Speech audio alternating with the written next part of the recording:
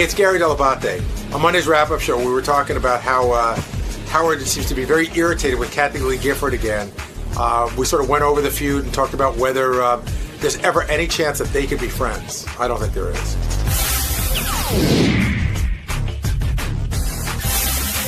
We should start off with Kathy Lee, and I guess that came out of Lisa G came in to do her news segment and was talking about interviews and whatnot, and quickly it leads to people talking over each other, and then Howard just starts going off on Kathy Lee. Where'd that come from, Gary? He must be watching it, because all you really need to do is watch that show to see what a train wreck it is. Because I watch it. Have you ever seen the parody they do on Saturday Night Live? No. It is really, really funny.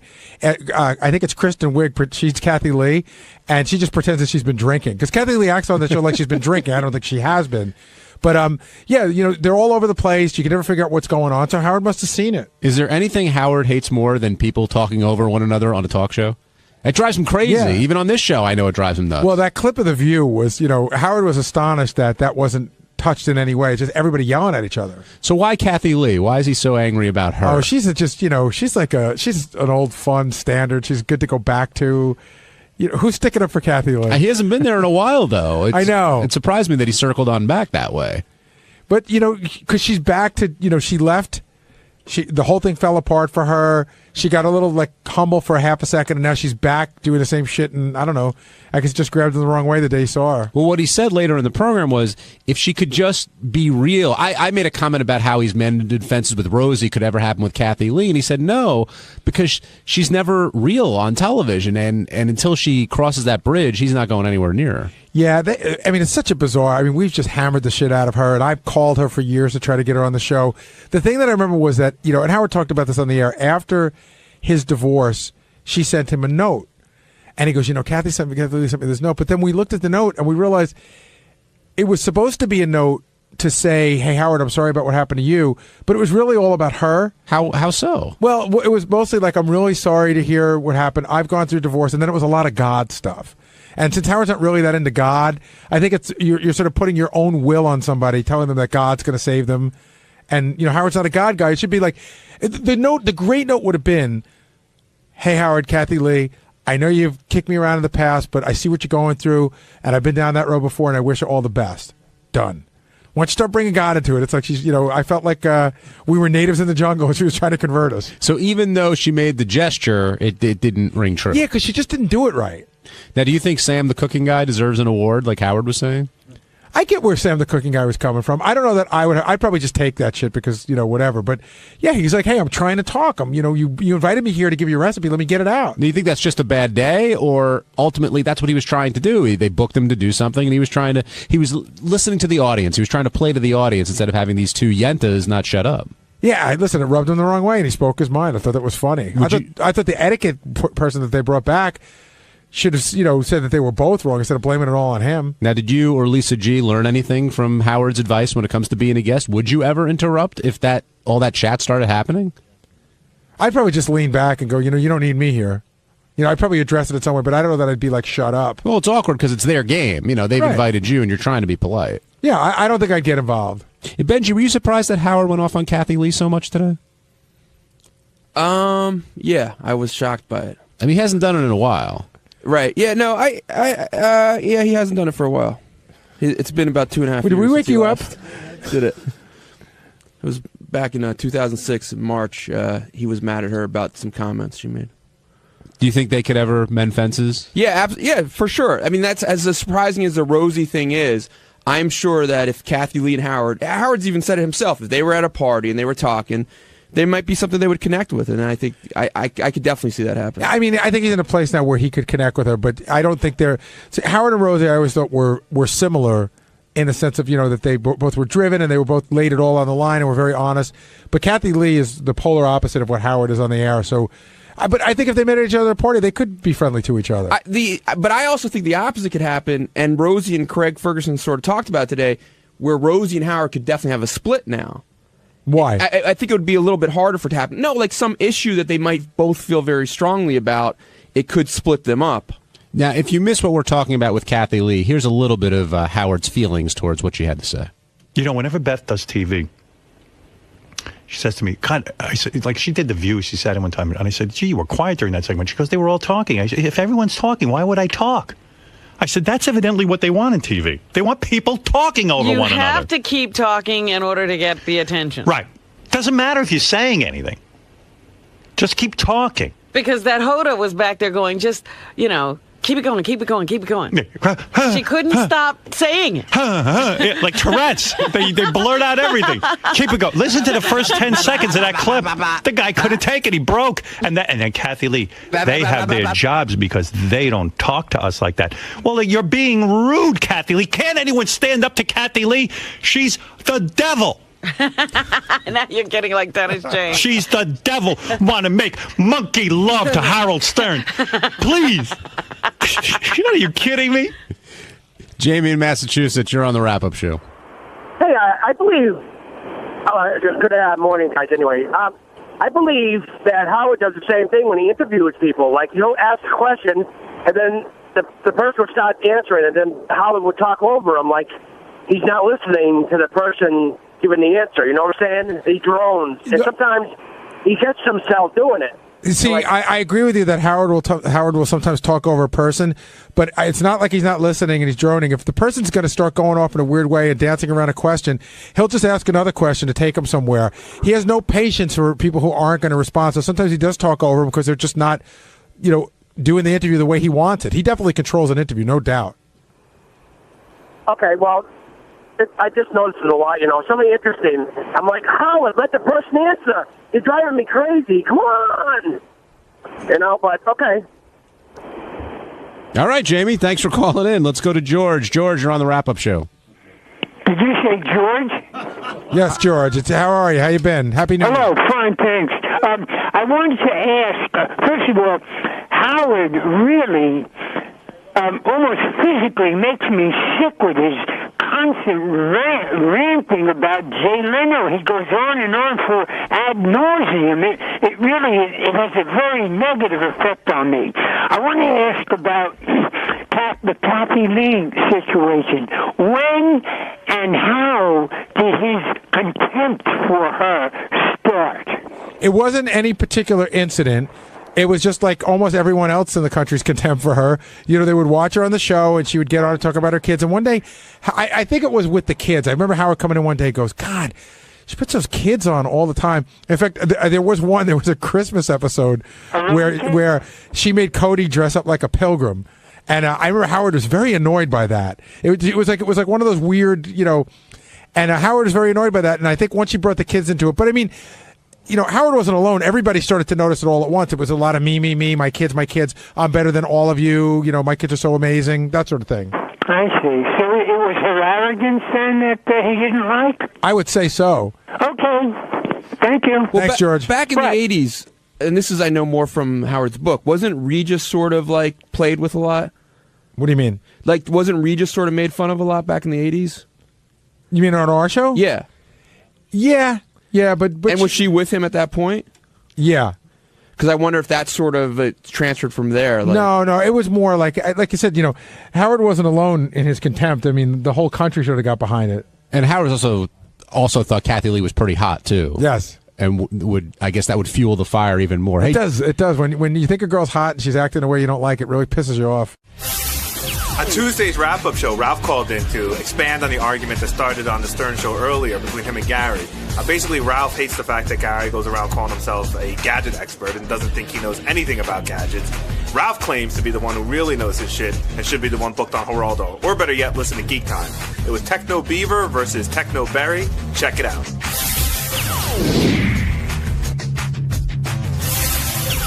Hi, Ralphie. Gadget Ralph, please. That's not going to stick. You know that. Oh yes, I've already. You can follow Gadget Ralph on Twitter, and I have the website. So I'm gonna roll with this. All right. Yeah, it's going to be a slow roll. So Ralph, what do you think? Gary, listen. I just thought it was. In all honesty, I think it's funny that you go there and. I'm not saying I'm an expert. I didn't go on Geraldo and said I'm a gadget expert or something like that. But it sort of annoys me when people the iPad thing in particular is. I just think it's so dumb to talk about something and to nag out on it when it's not even out. It's like 2 months away. But Ralph, at this point, how could you of all people? How could you be Gary, upset about negging out? Can I just finish my point? Sure. It's not even out yet. At this point, it might even have a camera in it, they're saying now. So, like, you might want to wait till it comes out. But based on what we were told, you also might want to know the difference between a megabyte and a gigabyte when you talk about memory. I did. I said gigabytes. You said megabyte. I absolutely did not. All right, pull the tape. Why are you the only one hearing this? I don't know. But Ralph, here's the point. Based on. But really, Gary. But based on what we know. You're asking me a question. Yeah. Based on what we knew at the time, even when I spoke about it on Sunday, there was no rumor of a camera. When they came out, there was no camera in it. There's a lot of things missing from it. And so you think that everybody that's really into this heard it and nobody is nothing but thrilled that it's coming out, that it's got everything that everybody wants, and there's nothing but happiness about this, right? Well, there's a difference between saying that and then saying it's a big stumble for them, and then going on to say they're going to sell a ton of them. You can stumble and still sell a ton of something. And so you can make somebody that could make a movie that you don't think is a quality you expect, and it could still make $100 million. But how is it? Hold on a second. Can that happen? How is it a stumble if it hasn't even come out and you haven't seen what it does? But they told us what it does. If you Ralph, go back, are you talking about this on your show on Saturday? Yeah, you want to do a point counterpoint? No, because you're counterpointless. Hey-oh. But from what we're talking about, an item that everybody that has created a lot of excitement because the company's so big. So based on what we know, listen, it's like talking about a movie before it comes out. It's like talking about you're into so many different things, and you talk about everything before it's ready. That's part of what people do. Why are you so attached to the iPad? I'm not attached to it. You're like almost like upset. I just think it's fun. If I'm sitting there as a gadget expert, I would know a little bit more about what I'm talking about. What didn't I know? If I'm going to go on a show and talk about the iPad, what didn't I'm going to know something, and maybe even Ralph, what didn't I know? I'm asking you. You haven't touched it. You don't know what the operating. But nobody has. Is. You don't know what it can do because the programs aren't even out yet. What's going to happen with this thing? But Ralph, it's like when the iPhone came out, people were like, "Well, it doesn't do this and doesn't do that." Meanwhile, it's like the biggest thing in the world. Same thing with an iPod. So hold on a second, Ralph. When the iPod came out, people said, why am I going to want to carry on that on music? Now, so here's the deal. I was asked to comment based on what I knew. And then when it comes out and they put one in my hand, I will try it out and comment again. But somebody called me on that day, and I am not the only person in the world that has commented on the iPad a day after it came out. Well, how do you feel about the Generation 2 iPad? You're following the lead of other stupid people who are saying there's something wrong with this thing that they haven't even seen yet. Well, then the reverse has to be true. Then you can't laud it either until you know exactly what's on it and actually touch it. That's right. I'm not lauding it. I'm saying, I love that word. I'm not even sure what it means, but I'm going to use it all the time now. If you're not lauding it, what are you doing, Ralph? I'm sort of saying, hey, why don't you wait till the thing comes out and see how it is? Like you John, somebody said I was kissing your ass. I think you're just as dopey as Gary about this thing. You're wrong too. On what? How can you say we're wrong? You're not sure what you can do with it. On what? The iPad you're talking about? Yeah. Because based on the specs that are out there and based on what I've seen. Yeah. What specs? Ralph, go to Apple's site. They have the specs on exactly what so this what's is. What's wrong with the specs on it? You know this. We've already discussed this. It doesn't have a camera. Yes, if it comes out and has a camera, then I was wrong about that. Right. You want to hold up a big thing and take pictures. You don't have a low camera? No, you do, but you want this to be sort of a be-all, everything sort of gadget. I mean, there's a bunch of little things about it, and also what I said was... Jack of all trades, master of nothing. Well, that sounds like you. This is a whole new market. You don't even know what it's going to do, and I'm basing on Apple's track record of everything they come out with is revolutionary. Ralph, name one thing... Okay, you want to get into this? Name one thing Apple's done that didn't work out, that you think sucks. Anything.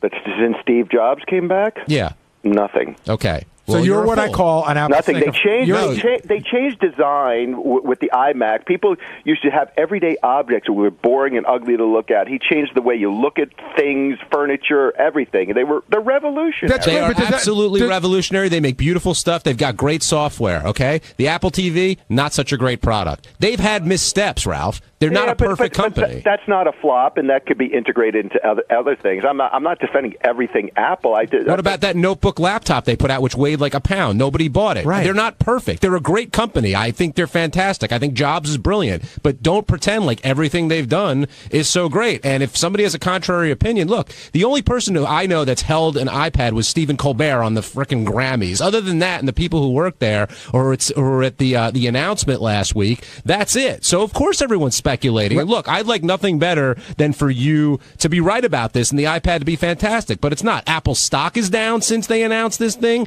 You can't claim it's. I know it's great. I hope it keeps going. I should shut up because I hope it keeps going down so I can buy more. And then when it comes out, and then you're all wrong, and it goes up to like $300. But Ralph, actually, one of my points was that because I'm not saying that Apple sucks and everything they do sucks. I own a MacBook, I own a Mac computer, I own an iPod, I own an iTouch. I mean, everything. I'm saying that this company has put themselves in a position where expectations are so high for the quality of something that this didn't hit what everybody wanted. So far, from what we know, from what they have told us, the information they have given us. And let's get back to something that Gary said before, Ralph, when you weren't on the phone. He thinks that, among other things, you're jealous. Do you agree with that? I'm not. I'm really not. And I don't.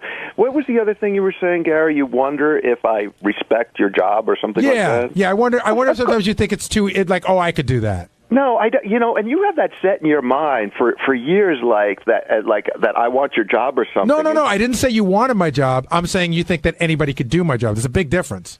Well, listen, I don't think you're the only one who can do your job, but I think you work hard. I don't think you don't deserve to be there or something. I don't look at you and go, oh, Gary's a fool, and why has he got a job? Or I don't really know what you're saying in that respect. Ralph, you've never spoken those words to me before. Oh. No, I think you do a great job. I mean, I know you're constantly on the phone with Howard. You're doing this. I know you work really hard at your job, or you wouldn't have that job. And I know it's demanding too. Well, sometimes I feel like you don't respect it. So I respect your job. I don't respect you. Right. No, I'm kidding. By the way, I love you, Gary. I feel bad, but and I don't know if this gadget thing is something. I'm not trying to derail it. I mean, I don't know. Maybe you're trying to get something going. I just thought it was just something. I don't know. I just thought it was goofy. By the way, I got to tell a funny story about Ralph that I love. When he was talking to Jason before, and Jason used the word laud, he goes, I don't know what that means, to laud something. We had such a great moment. We were working on the CBS TV show. We were working with a producer that nobody was getting along with. And it was just getting, there were like lots of arguments and fights and everything. And we're all in this big room. And Ralph just says to the guy, like, it's bullshit, this and that. And the guy goes, I don't know why you have to be so contentious. And Ralph goes, I don't even know what that means, and I don't like it. Hey, it's Sal Governale, and on Wednesday's show, I was victorious in Win Sal's Money. I didn't even know I had money to give away. But anyway, the guys were saying that I should get a little more book smart, be more aware of history, but what's history going to do for me? Fuck history. Enjoy.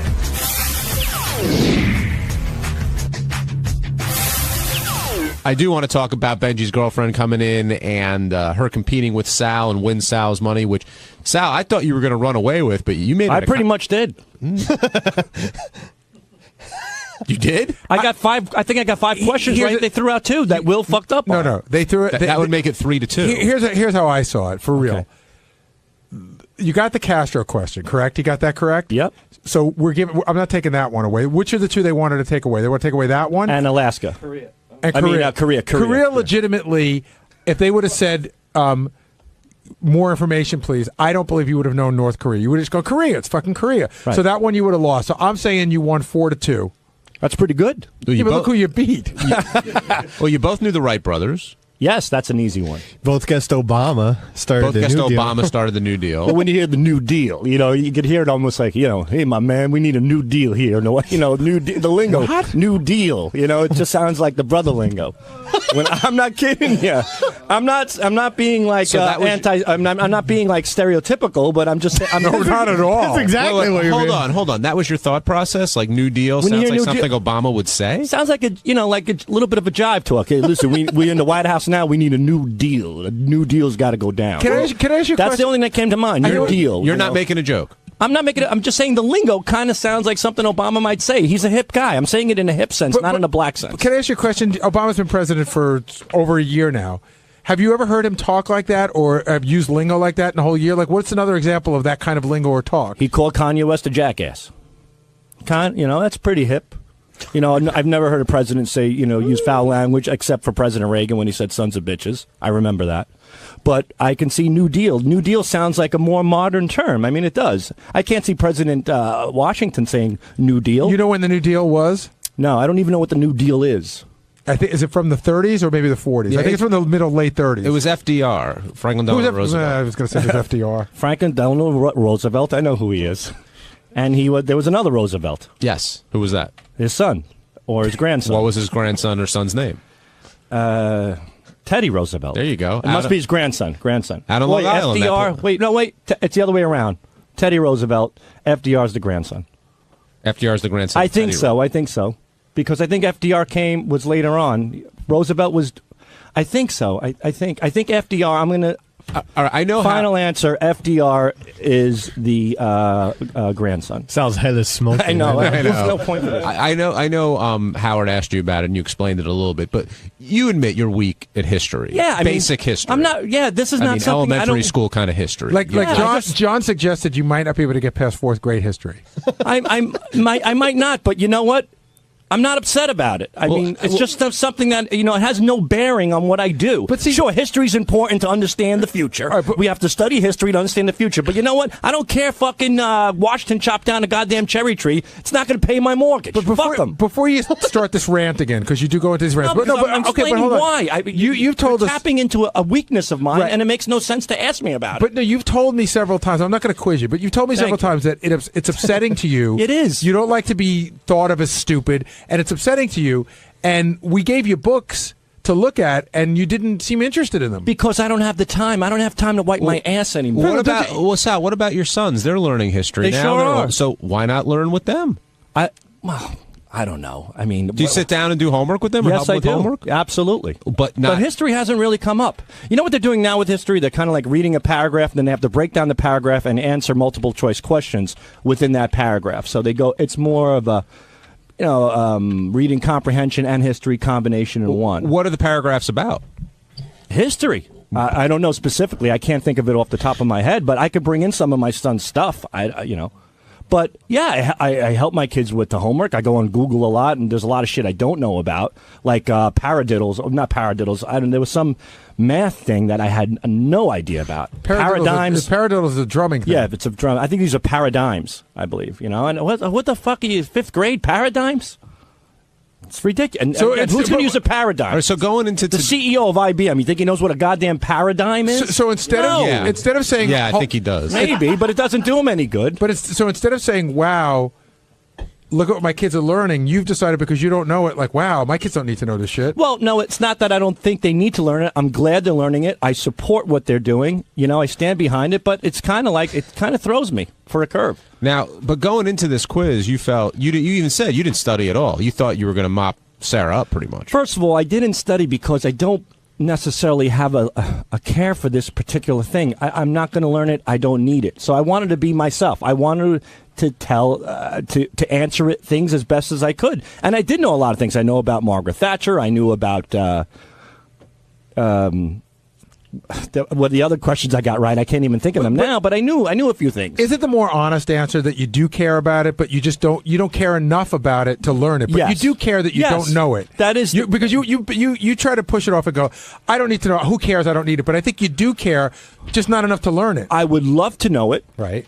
I just really I haven't dedicated time to learn it, and there are other things in my life that are priorities. So that's primarily it. And Benji, you prepped Sarah, it sounded like, for this. Well, I knew that there could be any 7 questions.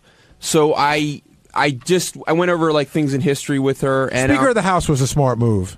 That could have come up. And some things that came up in the news. But I completely agree with Sal. I think he's a smart guy. We've talked about it online. I gave him a great quote. I think Einstein said, his paraphrase, that imagination is much more important than knowledge. So if knowledge isn't that important, why would you suggest to Sarah that she watch Chris Matthews to learn more? Oh, to get ready for this particular contest. Oh, so you didn't want her to do it because you wanted her to be smarter. You wanted her to be ready for this. No, I think she's a very intelligent person, and I think she has Well, I think she is, JD. And I don't. Maybe if you get to know Teddy laughed. Well, I know, but I'm talking to you because But I'm saying, would you continue to ask her to watch shows like that, or you don't really care? You just for the contest? It was just I thought it was a good prep for the contest. I suggested 3 things. We went over history. Mm-hmm. I said, read a newspaper every day, and watch Chris Matthews or some sort of news show, and we did some geography stuff online. Were you worried that Sal was going to blow her out, like beat her 7-0? No. I mean, I just wanted her to do really well, and she did. I mean, she did. I'm sorry. Go ask a question again. I said, were you worried that Sal was going to blow her out 7-0 and embarrass her? I didn't think he would blow her out, but I wanted her to do well. I really wanted her to win. And so, do you think she did well, okay, or not so good? Well, I think she did well. That she came across great on the show, and she even told me, she was like, you know what? I just want to get 2 right. If I get 2 right, I'll feel really good about it. And so I think she had a fun time. So that to me is the most important part. Now I thought during the whole segment were very possessive of her and very protective of her. Yeah, I get like that, which sucks. I hate that. Looking back on that, I hate that I was doing that. Why? I mean, if you care about her... Because I do care about her, but I don't need to... it just comes across as really douchey.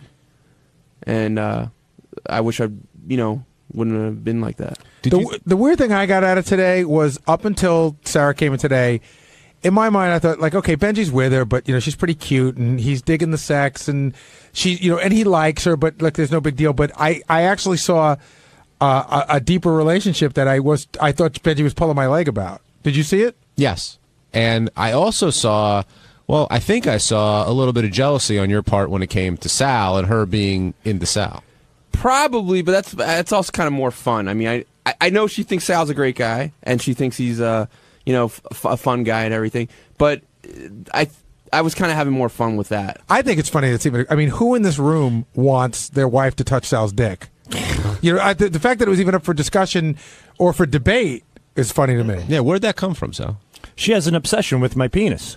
But I think she thinks it's more funny. I mean, I think she is that's real funny when it's in her mouth. On Thursday's wrap-up show, all the talk was about the upcoming Super Bowl. Howard made a comment that he wants to watch the game alone and really doesn't understand why anyone would have a party or enjoy the game with other people. Well, Gary and Fred strongly disagreed, and it was a major debate. And naturally, we talked about it and had a good time with it. So here's what was said.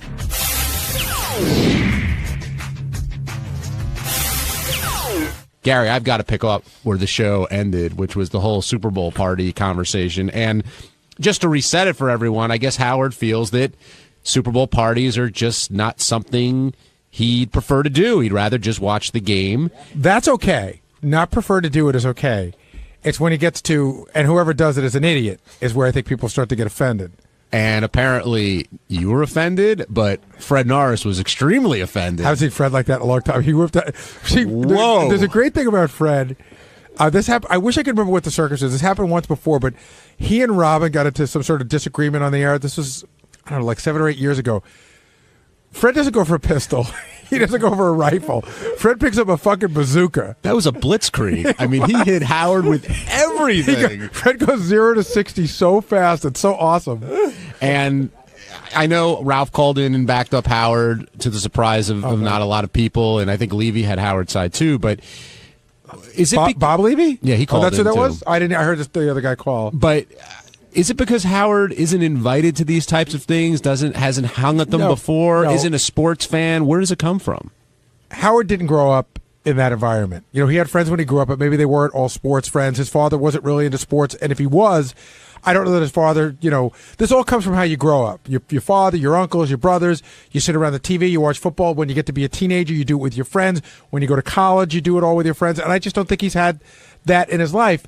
So I can understand why he doesn't see the value of it for him. But I mean, turn on the fucking TV. Every advertisement on TV for the last month is about whether you need beer or chicken wings or food or Tostitos or anything for the Super Bowl party. I mean, it's not like everyone's nuts. Now, JD, are you a Super Bowl party kind of guy? Because you're a loner at times. Yeah, you know what? I have been, but it's not like a big thing for me. The past few years I've had to be in bed during the Super Bowl or I'm already at work. So it's I could see how it's. I know it's a big party day, though. There's only one thing that I would say about it. I went through this when the Jets were in the AFC Championship game. We talked about having a party that day, and I said, I don't want to have a party. I don't want to tend to people. I want to watch the game. So what I did is I had a bunch of guys over who were all Jet fans because that's a different environment than a party. Do you know what the difference is, John? Yes, I do. And John, let's tell everyone, John, how you watched the Super Bowl last year. Well, I'm sort of extreme when it comes to this, but I was in lockdown mode last year. My wife and my kids were the only people anywhere near me when it came to the Super Bowl because the Steelers were playing, and I wanted to watch the game. And I didn't want to entertain, and I didn't want to talk. I wanted to watch the game. But let me ask you a question. If you were living in Pittsburgh and your 4 best friends were Steelers fans, would you have had them over? Possibly. See, you don't have a bunch of any of the people who came over to watch the game with you are, if they're not hardcore Steeler fans, I understand why you wouldn't want them there. Yeah, but in general, when it comes to this, I do on Super Bowl Sunday, being a big football fan, I want to watch the game, and I don't like getting distracted with small talk and whatever else, and hearing something. Oh, the Saints are the team in the brown jersey. Like, I don't have patience. Yeah, for those that. people aren't allowed in the room. Well, but you have a great situation because you have a room where it's all game, and then the rest of the house you could be whatever else. But Howard seemed almost to give that as a reason afterwards because he wanted to pay attention to the game. It seemed like at first it was about, do you want to hang out with people in your house? Not about whether is this the best watching experience if you want to pay a lot of attention to listen, here's the bottom line. Howard's just not that interested. He's more interested in football now than he was 10 years ago. He seems to have, acquired some passion for the game. But it's not if Howard missed the Super Bowl, I don't think it would be upsetting to him. He'd be like, I don't know if his car broke down or something, he couldn't watch it. I'd be devastated if I missed it. I don't even have a team in that's playing that I give a shit about. Well, the first thing that I sort of judge is, are you here to watch the commercials or are you here to watch the game? Oh. Because the commercials seem to be its own event right now. And yeah, it's nice. It's, I guess it helps pass the time. And the second question is, are you here for the halftime show or are you here to watch the game? I want to watch the football game and I want to be with people whose main focus is the game. And if it's towards the end and it's kind of close, you want to be able to pay attention. All right, so here's what happened at my house last year. It was the first year that I had the theater, the man cave, and the whole thing going. Had a house full of people, lots of kids, some of Lucas's friends, some of Jackson's friends, families we knew. There's the man cave and there's the theater. So the hardcore fans were in the theater, right? Watch the game. Yeah, we were watching the commercials. Springsteen at halftime, everybody piled in. And it was great. It was almost like watching a concert. He was great. It was the right person to watch that way. Then everybody left. Then it got to be around 9:30. And people who didn't give a shit about sports went home, including some spouses, meaning some of the wives went home with the younger kids and some of the guys stayed because it was a really close game last year. And I remember looking around, and it was a wonderful experience for me. Everybody that was left at the end of the game were hardcore fans. Yeah, the last 2 Super Bowls, too, have been extremely tight. Probably the 2 of the best ever, which came down to the last minute in both cases. Right. So if it's a blowout kind of game, then I'm more like, all right, whatever. But if it's a close game, I want to watch it. We got a ton of calls on this. Let's talk to Barry in Pennsylvania. Barry, you're on the wrap-up show. Well, good morning. Thanks. I love your show. It's really terrific. Question for you, though. As a listener, you get to hear Howard's emotions maybe more than you do in the studio. How do you take it? Do the guys take it personally when he says he really doesn't want to be with you or go to your house? I think Fred takes it the most personally. I used to take it personally, and then I get that sometimes he's pushing a button. But he's managed to push Fred's button the hardest out of all of us. I know, but you take a lot of ribbing, and you're a hell of a guy for doing it. But the other thing too is if Howard just says he doesn't want to hang around with me, I'm like, hey, I'd love to have you, but I got a whole bunch of other people that are more than grateful, happy to hang around. But Gary, over the past few years, you've gotten a lot more closer to Howard socially, outside, that kind of thing. Whereas I don't know if he and Fred have that type of relationship. And I don't either. And that's sort of the interesting part, that we've been together for 25 years and we don't even know who's got what relationship. Like if Fred goes over there to his house, I don't know. Once I remember Howard saying something about he went to Fred's apartment.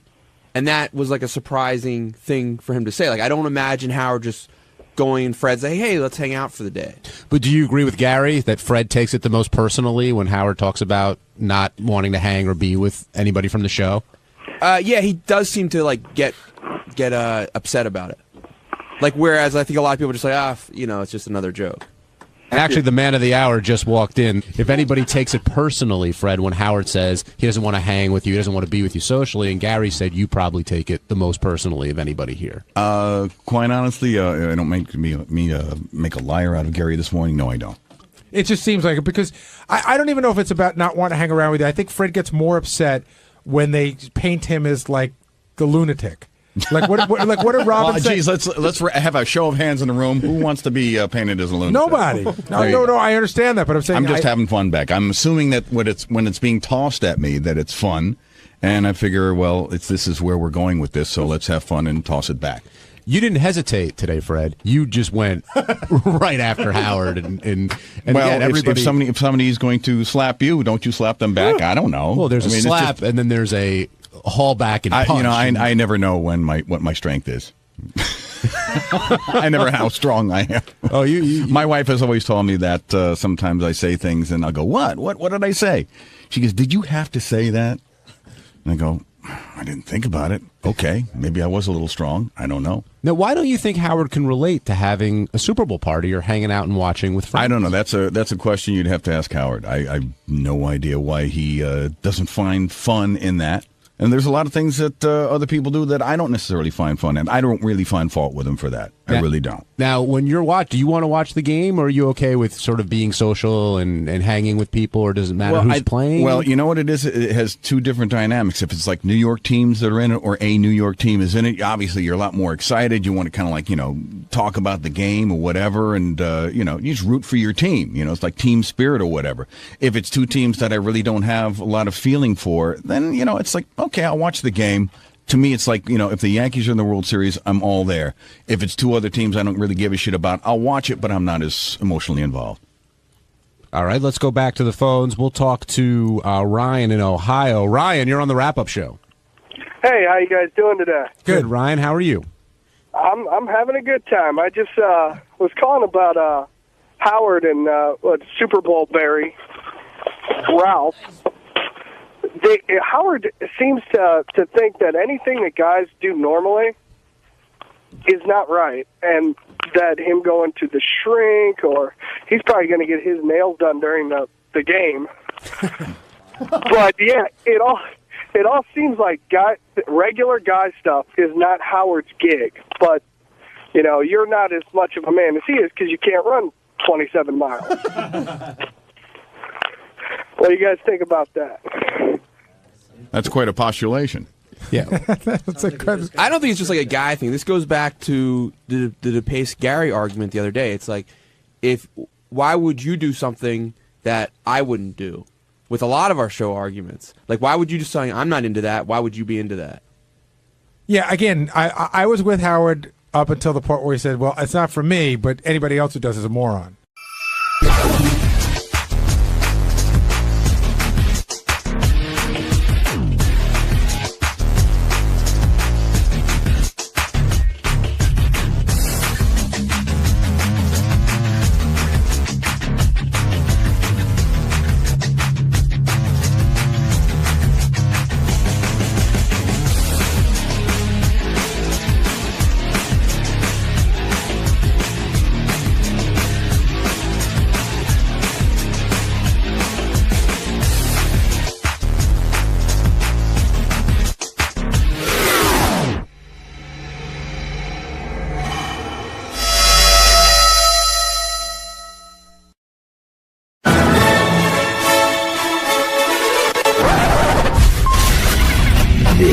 is a Howard TV original production.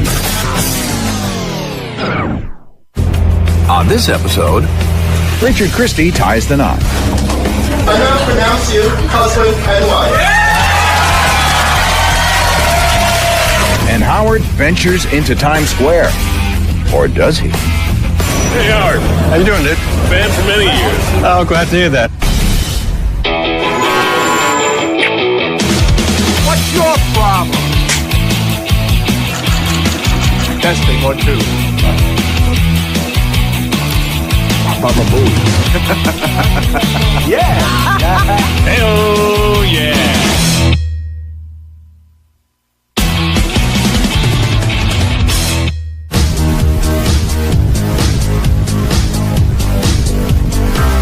I met my wife on the last day of the Stern Show at K-Rock. She was mutual friends with Jason and Will and everybody because she had been an intern before I worked for the Stern Show, so we had never met while she was an intern. It was a little while after that we went on our first date. We lived together for a few years as well, so we knew, I knew she was the one for sure.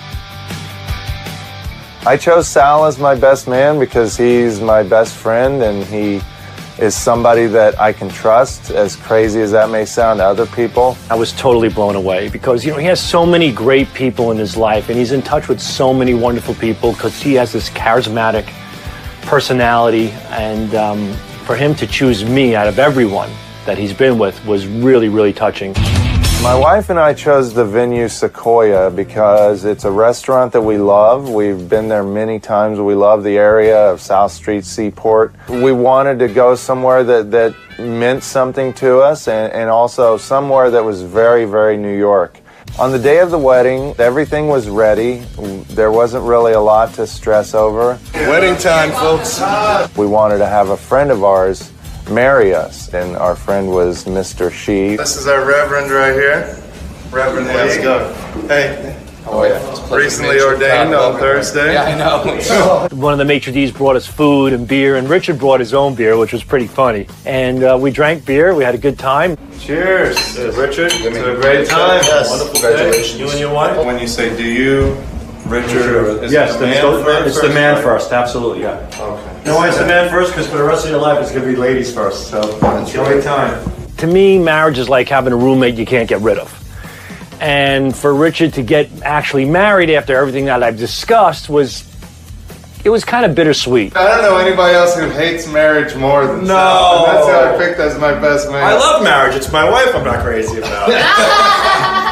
If you look at the statistics and you read the papers every day and those murder-suicides and everything else that comes with it, let's just hope for the best. This is Sal's favorite part of the whole really wedding. looking forward to doing this. my makeup. Yep. As a lot of people know, Sal is an expert when it comes to makeup. He wears a lot of makeup, which he doesn't like me to mention to people. The one thing about Richard is that he has very, very white eyes. And people always say, why does he have white eyes? Like, what are you teabagging him on the beach? No, he just happens to be that way. I had the idea through somebody else, through a makeup artist, to apply makeup to Richard's face. Ah, splendid and beautiful. You're gonna look like a superstar. I tell you, I should be a professional makeup artist. RuPaul ain't got shit on me, motherfucker. Do you need it on the top part of the eye too? Yeah. All right, makeup is done. You are ready for pictures, babe. All right. Time to get dressed. All righty. Let's make this happen, Rusty. All right. So I spent most of the afternoon with Kristen in her hotel room, watching her and all her bridesmaids get ready. We took a short 5-minute limo ride to the wedding venue at South Street Seaport, and that's when the shit hit the fan. We did not know there was a huge electronic music concert going on, and we had to rush Kristen through this crowd, trying to make sure nothing got real under damaged, and get her up to the restaurant at South Street Seaport. I dropped her off in her dressing room and then went to check out the real action, Richard and Sal getting ready. Hey, look at there, Mr. Pumpkin. Hey, this is for you, my friend. Are you jealous, Mike? No. He's putting the flower You on guys it. look awesome. Mike's gonna get deflowered later. I told the girls they look so amazing. I He want was to turn deflowered straight. long ago. Oh my God, I'm giving away my wife. I'm gonna cry. There you go. Great. Button it up. Here, I'll fix yours while you fix mine. 6 o'clock came, and I'm just shaking in my boots, and I'm trying not to show it. And I walk into the front of the room, and I'm just standing there.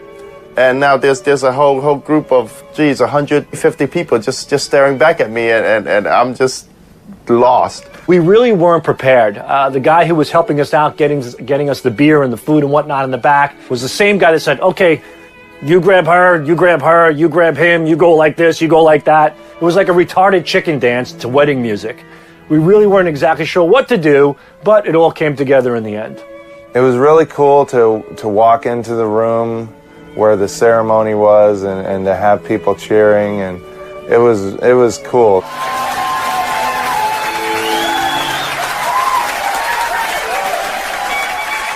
It was fun. It was like almost like a comedy show when you walk out on stage and people clap for you and stuff. And so it made me very comfortable, and it was really cool. And right when that happened, I was like, oh, this is going to be fun, and it's going to be loose, and that really calmed me down a lot. When the doors opened at the back of the room where the ceremony was held and I saw my wife, I was just blown away. She looked so beautiful, and I wanted to take it all in and just remember that moment, and I really didn't think about anything else and just looked at her and realized how lucky of a guy I am. And for anybody out there that's married, I'm sure they know, that moment when you first see your wife, it's incredible. I finally realized, holy cow, I'm up. So I reach for my notes, and I'm like, dearly beloved. We're gathered here today to witness the exchanging of marriage vows of Kristen and Richard. I started to talk about Richard. I mentioned something about him and how we met, and I threw a joke in there. I don't even remember what it is, and thankfully I got a couple chuckles. And I always knew him simply as Richard, not as Richard from the show. He's always well-mannered, polite, and respectful, so he's not from around here in New York. This man could perform at Carnegie Hall. That's how good he is. It was different, it was unorthodox, it was hilarious, it was everything a wedding should be. Okay, now, will the best man present me with the rings? These are Christy. Thanks. This is too You're shaking. I know, I'm shaking, I'm sorry. We didn't really know exactly what was going to happen with the ceremony, so I got a little anxious. Do you, Richard, solemnly declare that you take Kristen to be your lawfully wedded spouse? I do. Well, I'm not done yet. Promise to love, honor. He's excited. I'm excited. You promise to love, honor, cherish, and keep her for as long as you both shall live. I do. All right. That was part of the fun of it. We were just going to do it on the fly, see how it goes, and just have fun with it. My vows, I wanted them to be very serious and heartfelt and just to show how I felt for my wife, but I also wanted them to be funny. As Stryper sang in the song Calling on You, you made my life complete. In the end, all went well, so very thankful. By the powers very recently vested in me, you are, I now pronounce you husband and wife.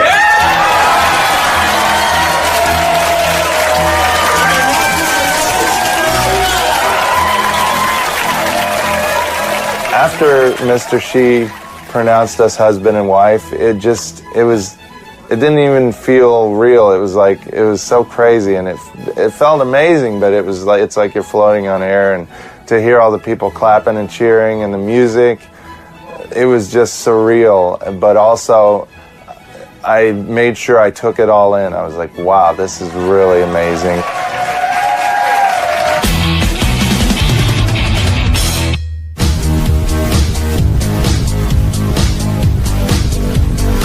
There's lots of guys that have wanted to come on the show as Howard lookalikes. So this guy I was talking to you about, like I said, his whole letter to me is not like he's not trying to be you. This is his rap. His rap is he looks like you, and all these people approach him, and he's like, I tell them I'm not Howard. So I thought the more interesting thing was... It sounds like he's getting approached by better people than I get approached. Well, he says, and I'd be curious, maybe, tell me if it's worth a pre-interview. He said Brian Gumbel came to talk to him at Balducci's. Tony Bennett talked to him at the Admirals Club, and Chuck Scarborough on opening night of the Met Opera. He goes, at least once a week I get a stranger begging for a photo. I tell them I'm not Howard, but they don't care. Their brother, mother, sister, husband is a huge fan and will get a kick out of it. Half the time when I deny being you, people refuse to believe me. They're thinking, what an asshole. So I didn't know if you thought there was anything worth even pre-interviewing him to see if any of that stuff is... Clippy, see how he sounds and see what doesn't get back to me on him. Maybe it'll be fun. I think Howard passed on him the first time, and then he gave us a couple of interesting stories about, fooling Tony Bennett and Brian Gumbel and a few more people, and we were like, you got to have him up. And then when Howard saw the pictures, like, yeah, let's have him in. Here's this guy who looks like me. His name's Ron Broer. Oh, my God. I guess he kind of does. When Ron first walked into the studio, I recognize that the curly hair and his height and the fact that he was wearing glasses might lead people to believe that that's Howard if you just glanced quickly.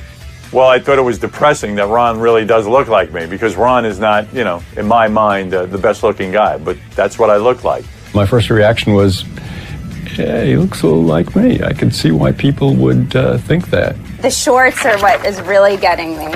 Nothing. The hair, no. The curls are too tight. The sunglasses aren't his sunglasses. The nose is not the same. The boots, maybe Howard would wear boots like that, but the cutoff shorts are really killing me. And this guy looks short. Is he short? Tony said to me, the hairdresser, she goes, "Hey, Howard, my friend saw you walking around on 19th Street the other day in shorts. And it's this fucking guy. I don't know, you annoy the shit out of me." The whole thing's a nightmare because he's met people that I know, like Brian Gumbel, and then he goes, "I don't know you," and Brian feels like I snubbed him. It's a bit of a nightmare. I really don't like this. This is creeping me out. For anyone to think that this man looks like my husband or believe that this man could actually be my husband is just the most disturbing thing ever for me to even wrap my head around. So after I was on the show, I was asked to go out on the street with a camera crew and just walk around the Times Square area and see what happened. When you put someone that looks kind of that closely like Howard with a camera walking in Times Square, I was amazed by how many people stopped him, screamed from tour buses, ran across the street. And it was one of those moments where you just are kind of blown away by the fact that someone can cause kind of such hysteria by doing absolutely nothing. Thank you. Mostly I say, I'm not Howard, but if you want to take a picture, sure. If I'm in a real big hurry, I'd just be like, sure, yeah, okay, good. It's just quicker, easier. Can I get a picture with you? Sure. Howard Stern. How you doing, man? How you doing? What's Nice going to on? meet you. You too. Hey, Howard. How you doing, dude? Fan for many years. Oh, glad to hear that. What's up, Howard Stern? What's good, baby? Chillin'? Give some love, brother. Give some love, man. What's good? What's your? Wanna take a picture? Yeah. Thank you so much. You're welcome. Your phone is ringing. Your phone? Hey, hi. Hi. How you doing? Good. There you go. How's Beth? She's good. She looks great in all the pictures I see in the Hamptons. He's home? The dinners you posted. Wait. Yeah, with the dogs. Yeah. The animal shelter thing, yeah. Thanks. Some people who want to take my picture, I just smiled, let them take the picture, arms around each other. Some people, after they took the picture, I told them, I'm not Howard. I'm not Howard Stern. Really? Yeah, really. Are you playing with me? No, I'm really not. I'm really not Howard Stern. Nice. No, I know I look a lot like him, but I'm not. I was like, no, you lied to us. I gotta tell you something. Yes, sir, I'm a big fan. I'm not Howard Stern. You're not? No. Oh, man. You still I want don't a care. picture? Yes, I do. Yes, I do. I don't care if you are. You look just like him. If you're in New York and you're from out of town and this is your one opportunity to see a star, you're going to want to believe. And I'm sure that happens all the time. It's New York, and you see a lot of celebrities sometimes, and they do walk alone. But Howard, he's almost to a different standard. I don't think he can go anywhere without being noticed. So yeah, it's probably a little ridiculous that he'd be walking around Times Square by himself.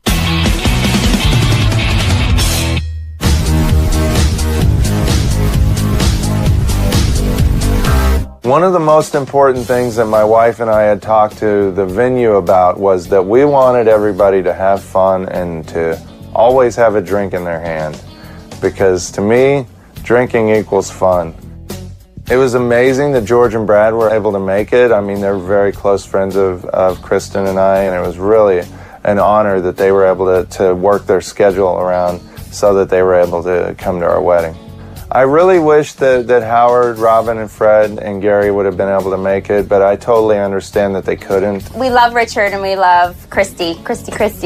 And that weekend, unfortunately, we could not attend the wedding. I think Richard knows that I, love him at work, but not being at the wedding comes off as very cold and callous to our audience. The audience is very critical of my actions, like they've never done anything wrong. But no, I wasn't there. I just imagined that, they were going to have a good time anyway, and they didn't really seem to care whether I was there or not. So I'm not sorry. I missed it. I am very bummed that I couldn't make it to Richard's wedding, and I explained to him why, and he understood, but I really wanted to be there, and I'm sorry I couldn't be. The one thing I liked best about this wedding was hanging out with Richard's dad. He is so much fun. Well, what's been going on? You ain't been getting shot or nothing? No, same old manure in the sewer, Mr. Christie. It's the same old. Yeah, but you ain't getting naked lately or getting shot? Do you look forward to that stuff? I can get naked for you now, sir. No. I'll be happy to teabag you. You're a cute looking fella. The only thing greater to me than Richard Christie is a Richard Christie with a pussy. And that is, thus, Richard Christie's sister. And she is really sweet, she's real hot, she's a lot of fun, and we had a lot of fun. When Richard kissed my taint, I was actually thinking of her. This is my inspiration. We were almost a match made in heaven. Mrs. Christie, Richard's mom, was hanging out with us, and I love her dearly. And I just wanted to express to her how amazing her son is. And he wouldn't be here if it wasn't for her. And what better way to compliment a mother for their incredibly talented, awesome son by saying, The wonderful Mrs. Christie, the lady with the golden vagina who made the man who changed America with his brilliance, right? If you say so. Yes. There's geese that lay golden eggs. There's women that have golden twats. Golden twats make great guys, like Richard Christie. Before we joined the reception, we did a lot of photos in between the ceremony and the reception. I didn't want to take too long because we wanted to get out there and just start partying with everybody and having fun. We hung out with our family, got all the pictures done, and had a few drinks, and then it was time to head out to the reception.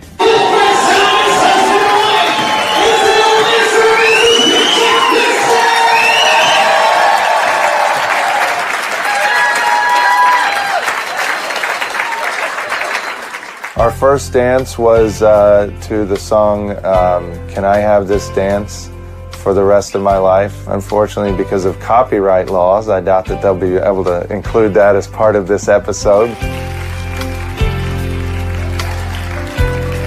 They brought the couples up to dance, and, I was solo, and High Pitch Mike was solo. JD just pulls me and grabs me. And I thought, oh, wow, he finally is going to act on his emotions that he wants me. There was a bulge in his pants that I felt. When he was hip to hip with me, I felt something. Usually JD doesn't really acknowledge the camera at all, but after a few drinks, he decided to dirty dance with me a couple of times. I wanted him to feel part of it. He's a new guy around here, so I showed him a little what I'm capable of in the dance department.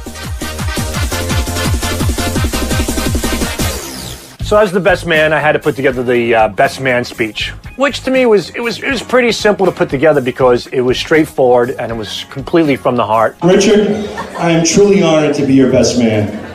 And for the rest of my days, you will be my best man forever. I love you. All right. He's not going to lick my tent tonight, so slow down, everybody. It takes a great woman to marry a man who once pooped in a coffee can and then baked it for fun. And it takes a great woman to marry a man who fantasizes about being chloroformed and depantsed by his fucking boss. As I think about this, Kristen, you are not a great woman. You are a beautiful saint. You, like I, recognize that he is a brilliant, wonderful, loving human being with a heart bigger than Jason Kaplan's ass. To a life of nothing less than health, happiness, heavy metal, and haunted houses.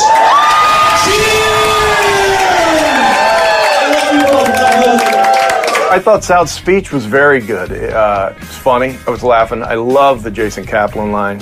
And I give it an A+. My idea was to get a big staff picture. And I told Richard, and he was into the idea, so we made the announcement, got everyone together, just for a photo, but it quickly turned into a sort of out-of-control mosh pit.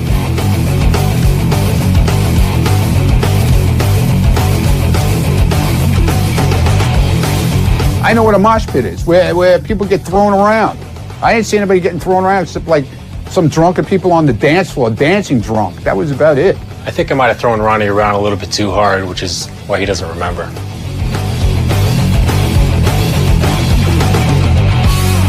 I love Ronnie, and especially when he's drinking, he's the coolest guy ever. And to watch him cut the rug and start dancing all over the place, that's the Ronnie I like.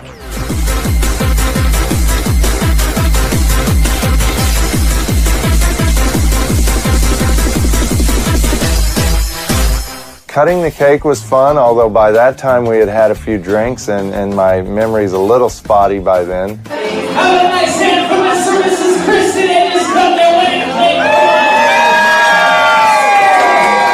I think we got some on our face, but I remember it was a delicious cake, and we actually also had red velvet cupcakes for dessert. They were just incredible. The bouquet toss was a very planned out affair, and it was something that Kristen and I knew exactly who was going to get the bouquet. 3, 2, 1, go! Gay marriage is now legal in New York, thankfully, and she really wanted him to catch the bouquet. You can say that she threw it right towards me, but I think I just happened to be the lucky one who's about to get married next.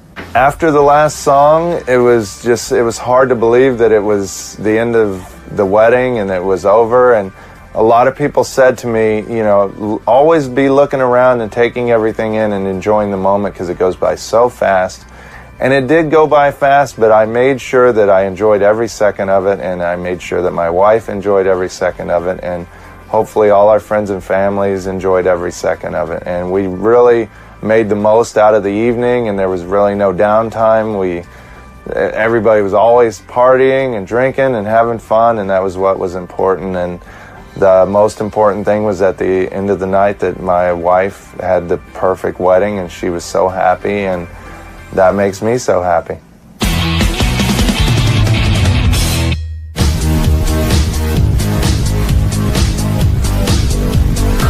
As we're walking through Times Square, we get to GMA, Good Morning America.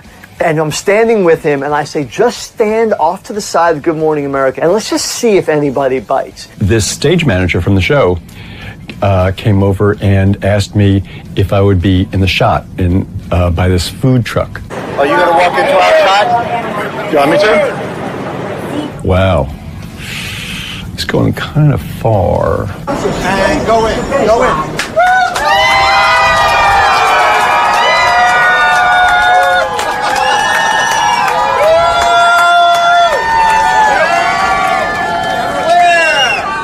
Next thing, they want to put me on the air. Would I be okay going on the show? Sure. So then I'm standing there in that area, the restricted area, and George Stephanopoulos comes out. Check. How you doing, man?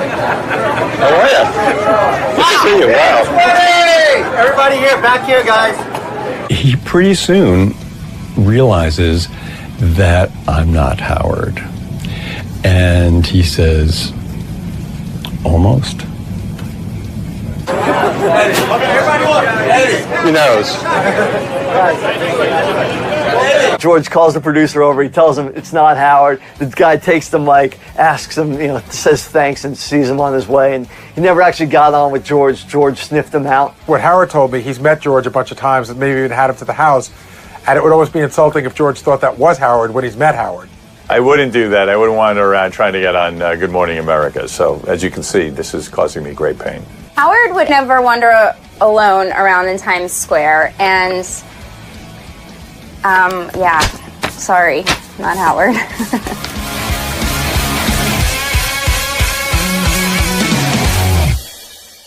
I suppose if somebody looked a lot like Howard Stern and really wanted to max out on it, you could do that and do really bad stuff. Get into events, probably get reservations at restaurants, anything like that. If you got the balls to go for it, why not? He could go into places, demand things just because he's famous, leave no tip, be obnoxious, treat people poorly. And believe me, that would be reported in the press. If you wanted to be really funny, you fuck some girls and say you're Howard, and then Howard wants to do more than just better. He better be good at it. Fucking Beth would be the greatest thing in the world. Like, if you were a Howard lookalike. Or if you could trick people for a second. Like, yeah.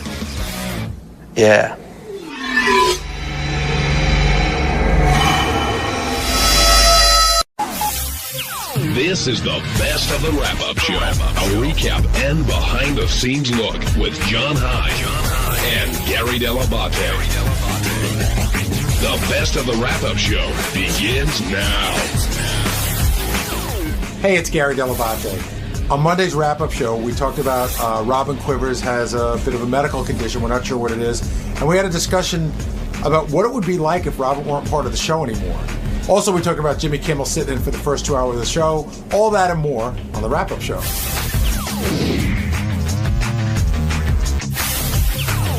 Jason in Ohio, you're on the wrap-up show. Hello? Hey, Jason. If Robin does happen to have something wrong with her, hopefully she doesn't. But if say they do have to go in and remove something, do you think she would do it? Would she do it during the vacation to do that, or do you think she'd do it? If she has to when the show's going on, or I think because I've never ever heard the show without Robin being there. I think if it's life-threatening, she would go under the knife tomorrow, and Howard would make do. If she can schedule it for a vacation, I'm sure she will. But Howard did say, and he wasn't kidding, he does not want to do the show without Robin. He needs and wants Robin there. I mean, he could do the show without everyone if he really wanted to, but ultimately he wants Robin there. He needs Robin there. And it's funny because if you had heard Howard say, oh, you think it's cancer? I'll give you odds. You'd think he just doesn't care. And it's a really cold, unfeeling thing. But that's just the way the show works. And they did speak about it over the phone over the weekend. And hopefully it ends up being something minor and it'll just be a funny story for Robin to tell. Laura in Palm Beach, you're on the wrap-up show. Oh, John? Hi, Laura. Hey, how are you? I just wanted to talk about Robin and how it is unbelievable that she showed up for work today. Well, she went to a wedding. Was it in Pittsburgh? Yeah. With the catheter and the bag. But yeah, she doesn't miss work for practically anything. There's so many. I won't say like of you, but people at the show that have called in and said, oh. I don't feel good. Who are you referring to? Well, I guess Artie. Well, yeah, but that was a... Yeah, Artie, I know where she's going. We realized that Artie wasn't actually, didn't have a cold. Yeah. So I know what you're saying, but I do think it's really amazing. I just wanted to tell you that. It is cool. I think a lot of us fall into that Robin's sort of way more than not, Really? Yeah, like somebody said, well, Gary, if you had a colostomy bag, would you come to work? I'm like... Well, yeah, because I'm going to have it now, and I'm going to have it in a year. I can't not work, so you might as well just come and start. I'm not so physically amazed by it. I mean, it's impressive, but it's like psychologically got to be tough that she doesn't know what's going on right now, and it could be something really scary. But I think for all of it, listen, I can't speak for her, but I can speak for me. Being at the show is one of the things that takes your mind off of that other stuff. I would if she were sitting around wondering, oh, I wonder what's going on. The worst thing would be to not be here sitting in bed wondering what's going on. That's the worst thing you could do. You sounded a little out of it, Gary, with that interview that Lieberman did. Hey, I got to point something out, by the way, because I saw a lot of people on Twitter commented about this, and Jason, when I got back to the office, was really mad.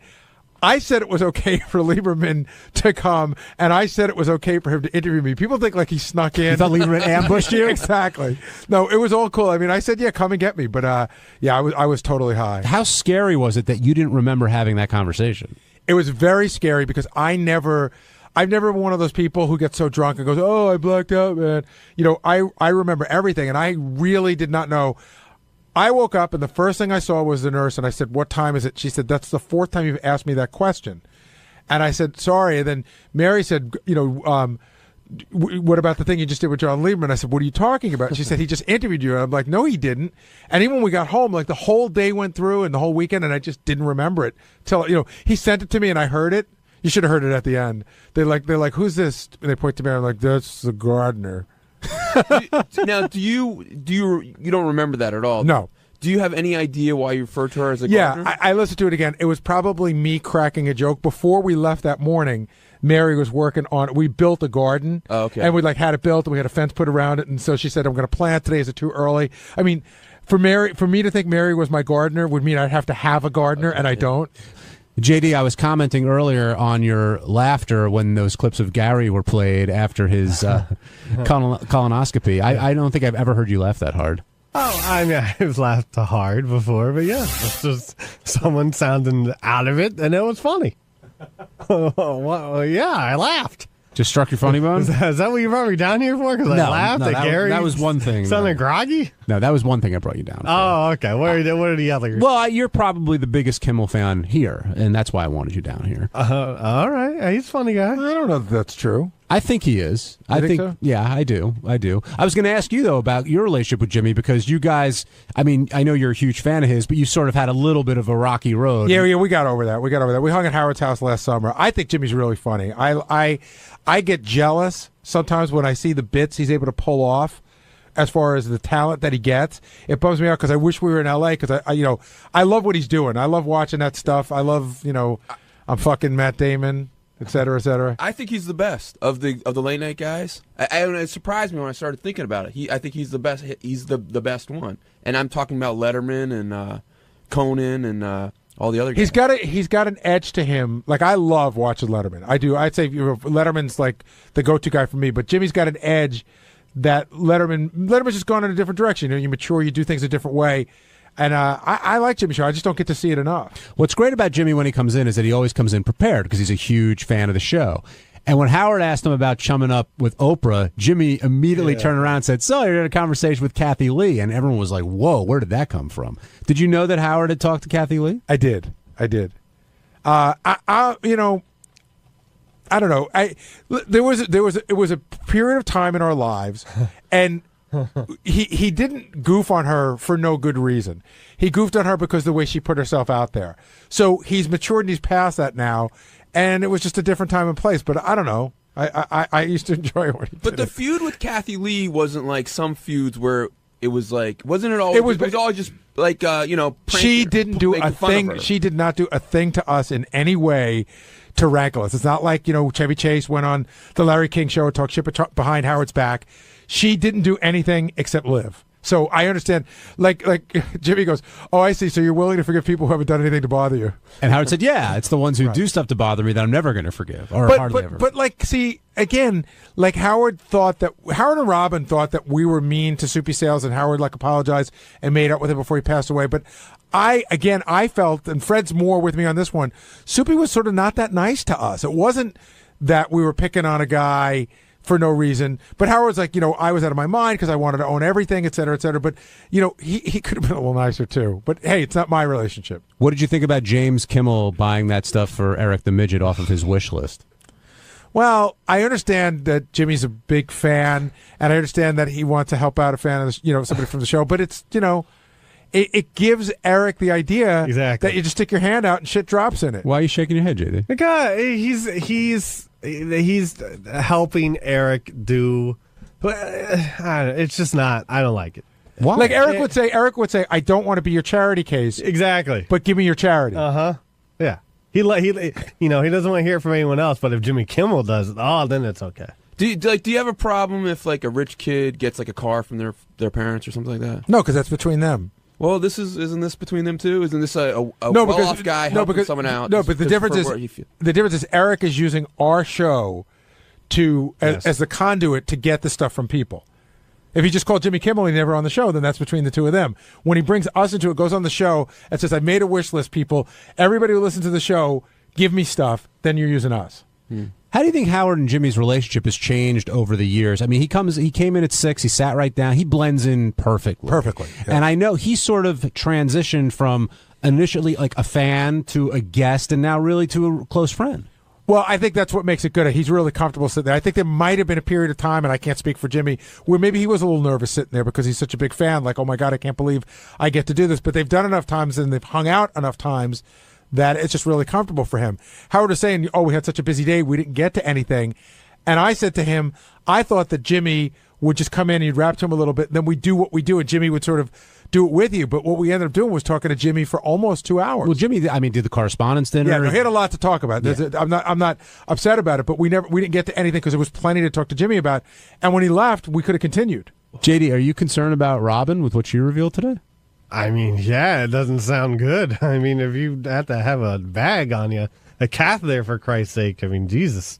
Gary, I really respect you for going in there and asking about the Western medicine question. I'll be very honest. DePace put that in my ear, but it was a legitimate question. Like, I don't want you going to fucking Eastern medicine. You know, I just watched Man on the Moon. You know, the Andy Kaufman? Yeah, and I'm watching Andy Kaufman down in like the fucking Philippines with rocks on his head when he's dying of cancer, and I'm like, don't do that. Go get real help.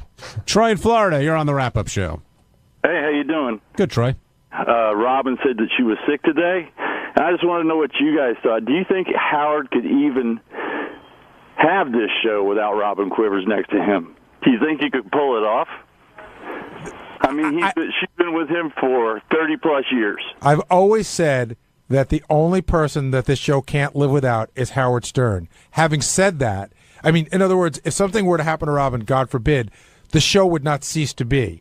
However, it would be a dramatically different show, and I don't know how we would ever recover or rebound from something like that. I don't know how. I mean, we'd figure it out, just like you do. You know, listen, you lose the person, you know, people lose a loved one in life and they think you can't go on, and then a day goes by and another day goes by and you figure it out. But the idea of doing the show without Robin to me is unimaginable. So on Tuesday's wrap-up show, I came in and we talked about why I still had a pretzel in my mouth when I went on air, and because that was a whole big thing. And then later on, Ronnie and his new boyfriend, John Lieberman, decided to fight like, a couple old women in the wrap-up show. So, there you go. Watch it.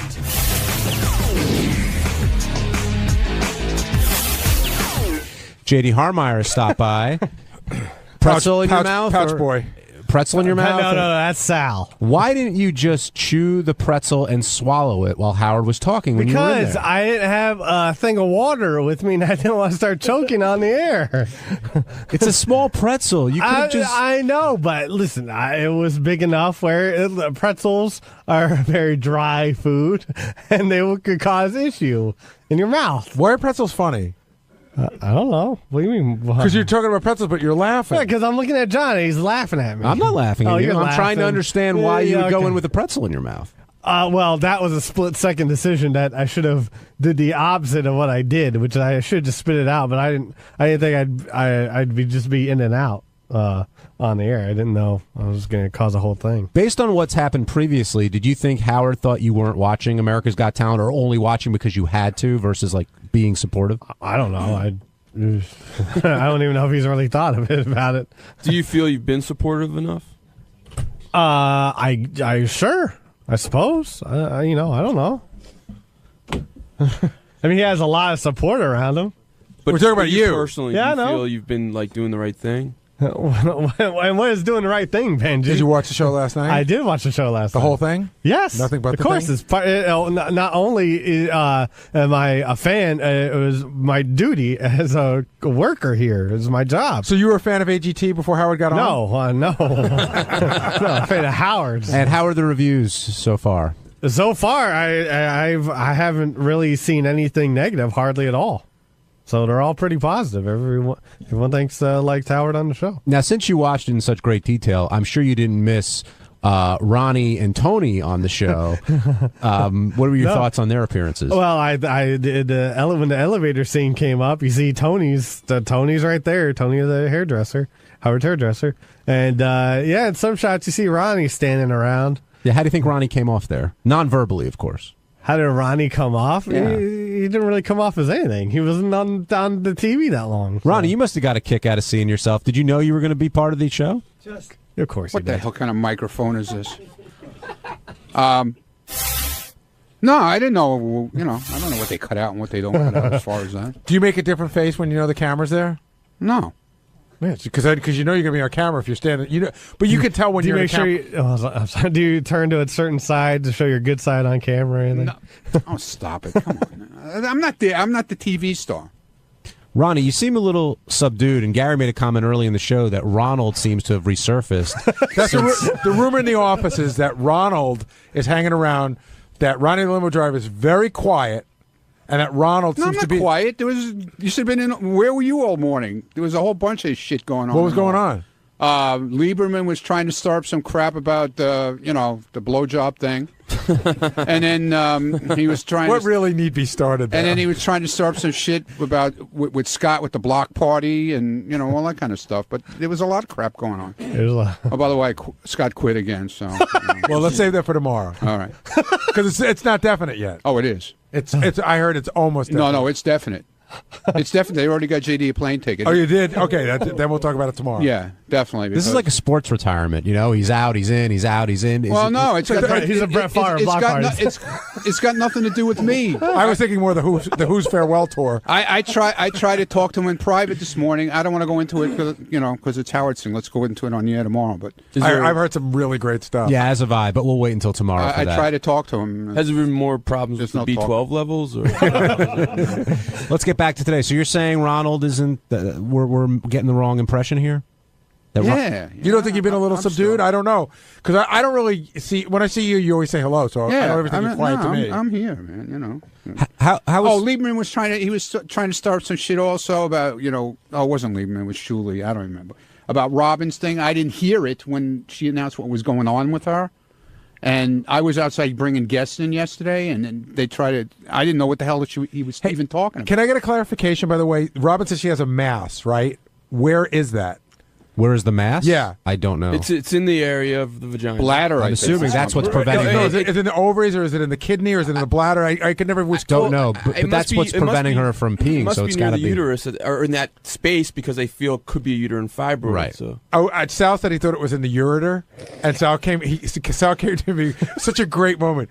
He goes, "Can I go in, Gary?" And because I want to tell it's in the ureter, the ureter. I said, "Yeah, go in." And then he just turned around and hung his head because he couldn't say the word.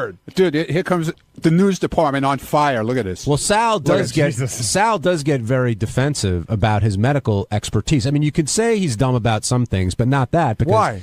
Well, because he went to school for some particular. It was like X-rays or something. Hold on. He doesn't know where California is on a map, but I'm supposed to believe he knows shit about medicine. Gary, why would you know where California is if you're trying to study medicine? Or who fought in the Civil War? But Sal could defend. All right, guys, I don't want to get into the block party stuff, but John, what do you got? Nothing. No, Ronnie has been off last week and this week. Ronnie's not off. He's been off. Yeah, for the first time yesterday, you said, "I don't need to talk to you. You're just the news department." Right. Yeah, and you said that like three times. Because you like to stir up shit, man. I did walk by and I did hear this one thing because this is the dagger that you give to Lieberman. Langford was my friend. I don't know what you are. Oh. Yeah. He's been throwing the whole Langford thing. Langford's going to come back. No, I didn't say Langford. When did I ever say Langford's coming back? Langford was so much better Langford than called you. me. Called me on big shoes to fill. Langford called me on Sunday to say hello. Right. I tell you what, Langford was no 18. That's right. JD, do you think there's he didn't use M25 as Dude, hold on, guys. JD, do you think there's an actual rivalry? M25. Do you think there's an actual rivalry between these two, or they both just love the attention? I think it's a little bromance going on. I think Ronnie had Scott the engineer as a sort of bro, and now that's sort of gone off to the wayside. No, that's not going. I'm still friends with Scott. But Scott's not as fun anymore, and John's the new Scott's fun. miserable. John's that's not new my fun fault. fun guy in town. So John's more of the party. No, John's no party, believe me. Are you guys telling me I missed the Scott the Engineer fun stage? Well, you haven't seen a picture of Ronnie and Scott in a fucking hot tub? That was a long time ago. Oh, man. So, John, what's the issue?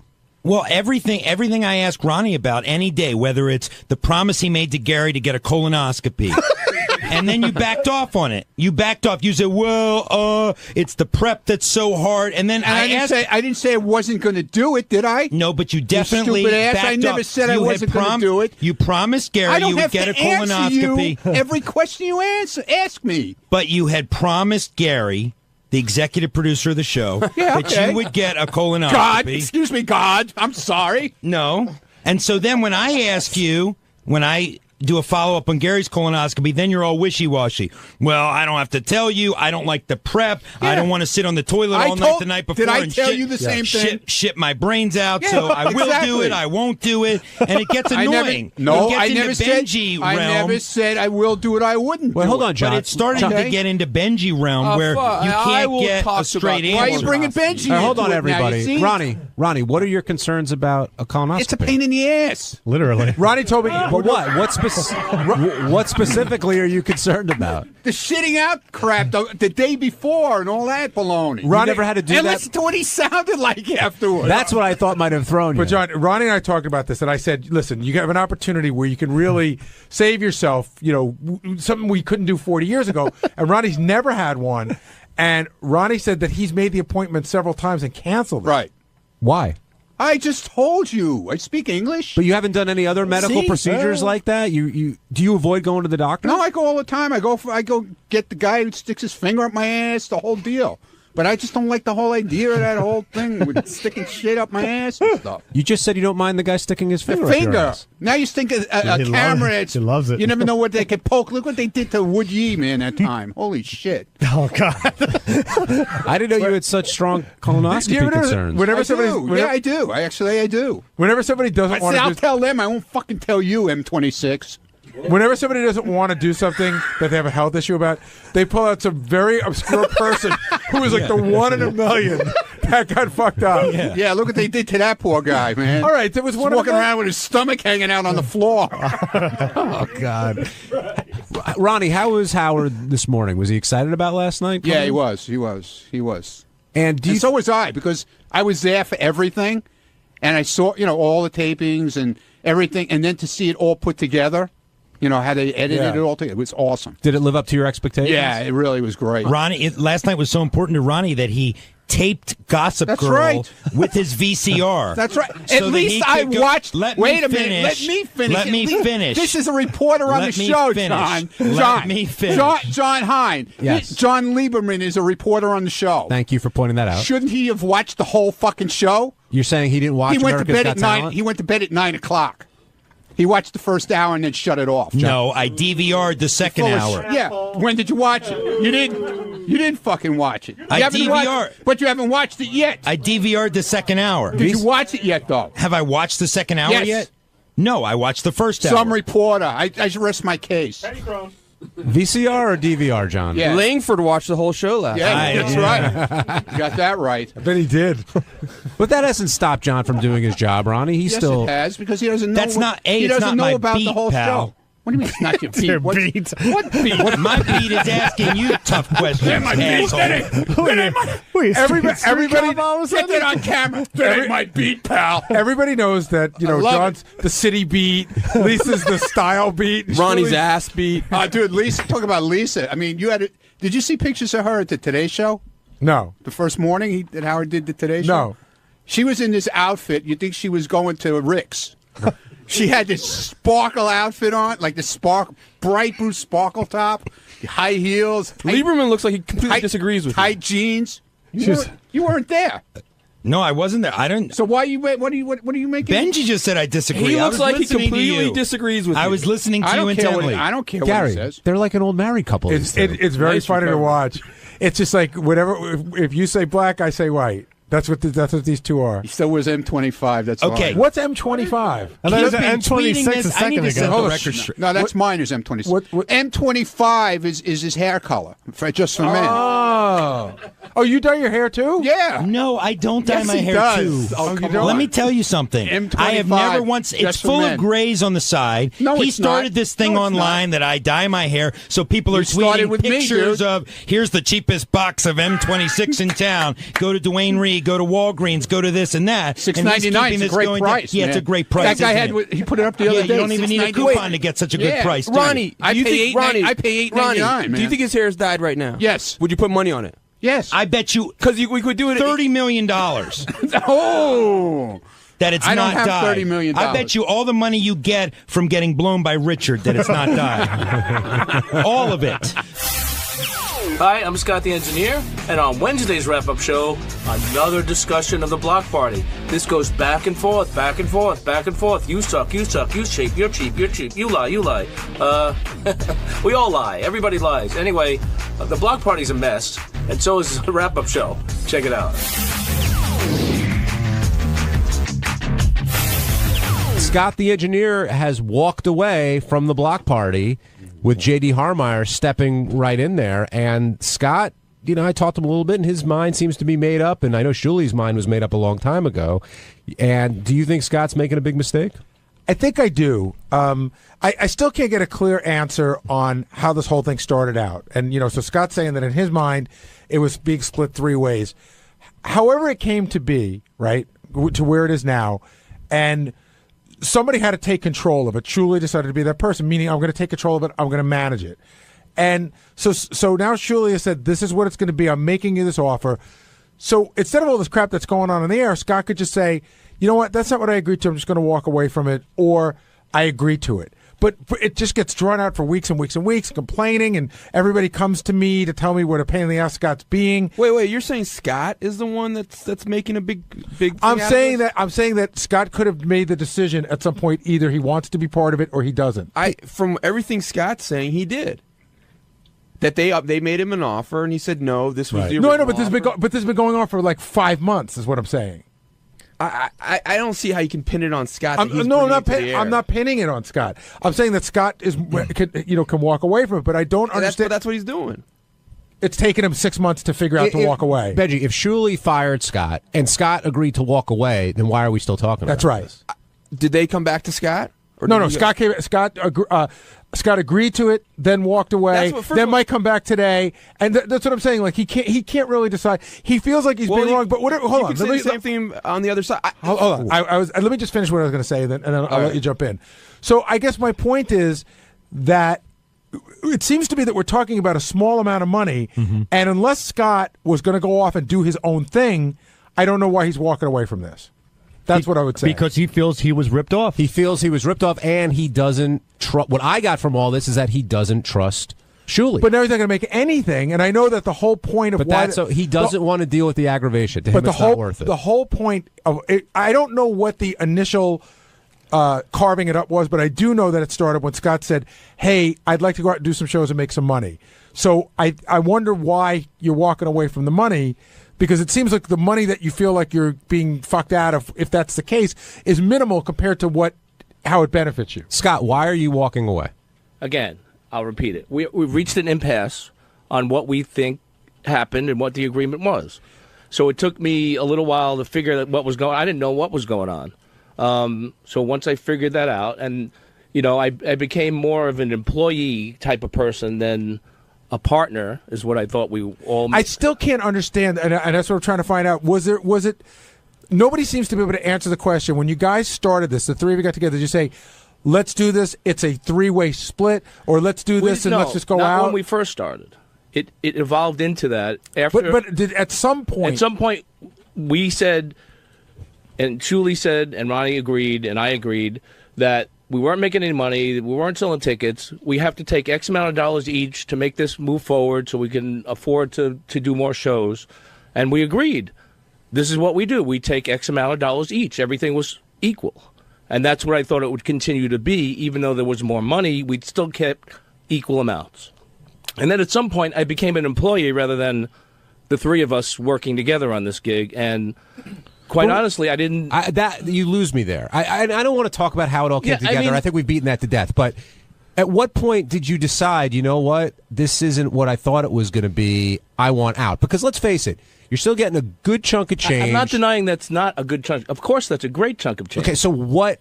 For doing nothing, as everybody says. Well, we know what you do. Let's not kid ourselves. Well, it's not only... and you really don't do much. You're not doing an hour of material. Listen, it's I'm more not an doing appearance type listen, of thing. Listen to me. You're DJing from your iPhone. I'm not going to get into that. I think we all have a responsibility toward what we do in the show. I travel as much as they... We all spend the same amount of time on the road, on a plane, in a hotel, doing... If that were the case, then the PA on America's Got Talent should make as much as Howard, because they all travel the same amount. Well, no, that's a little... That's a little... I think that's a little more... I mean, we're still involved...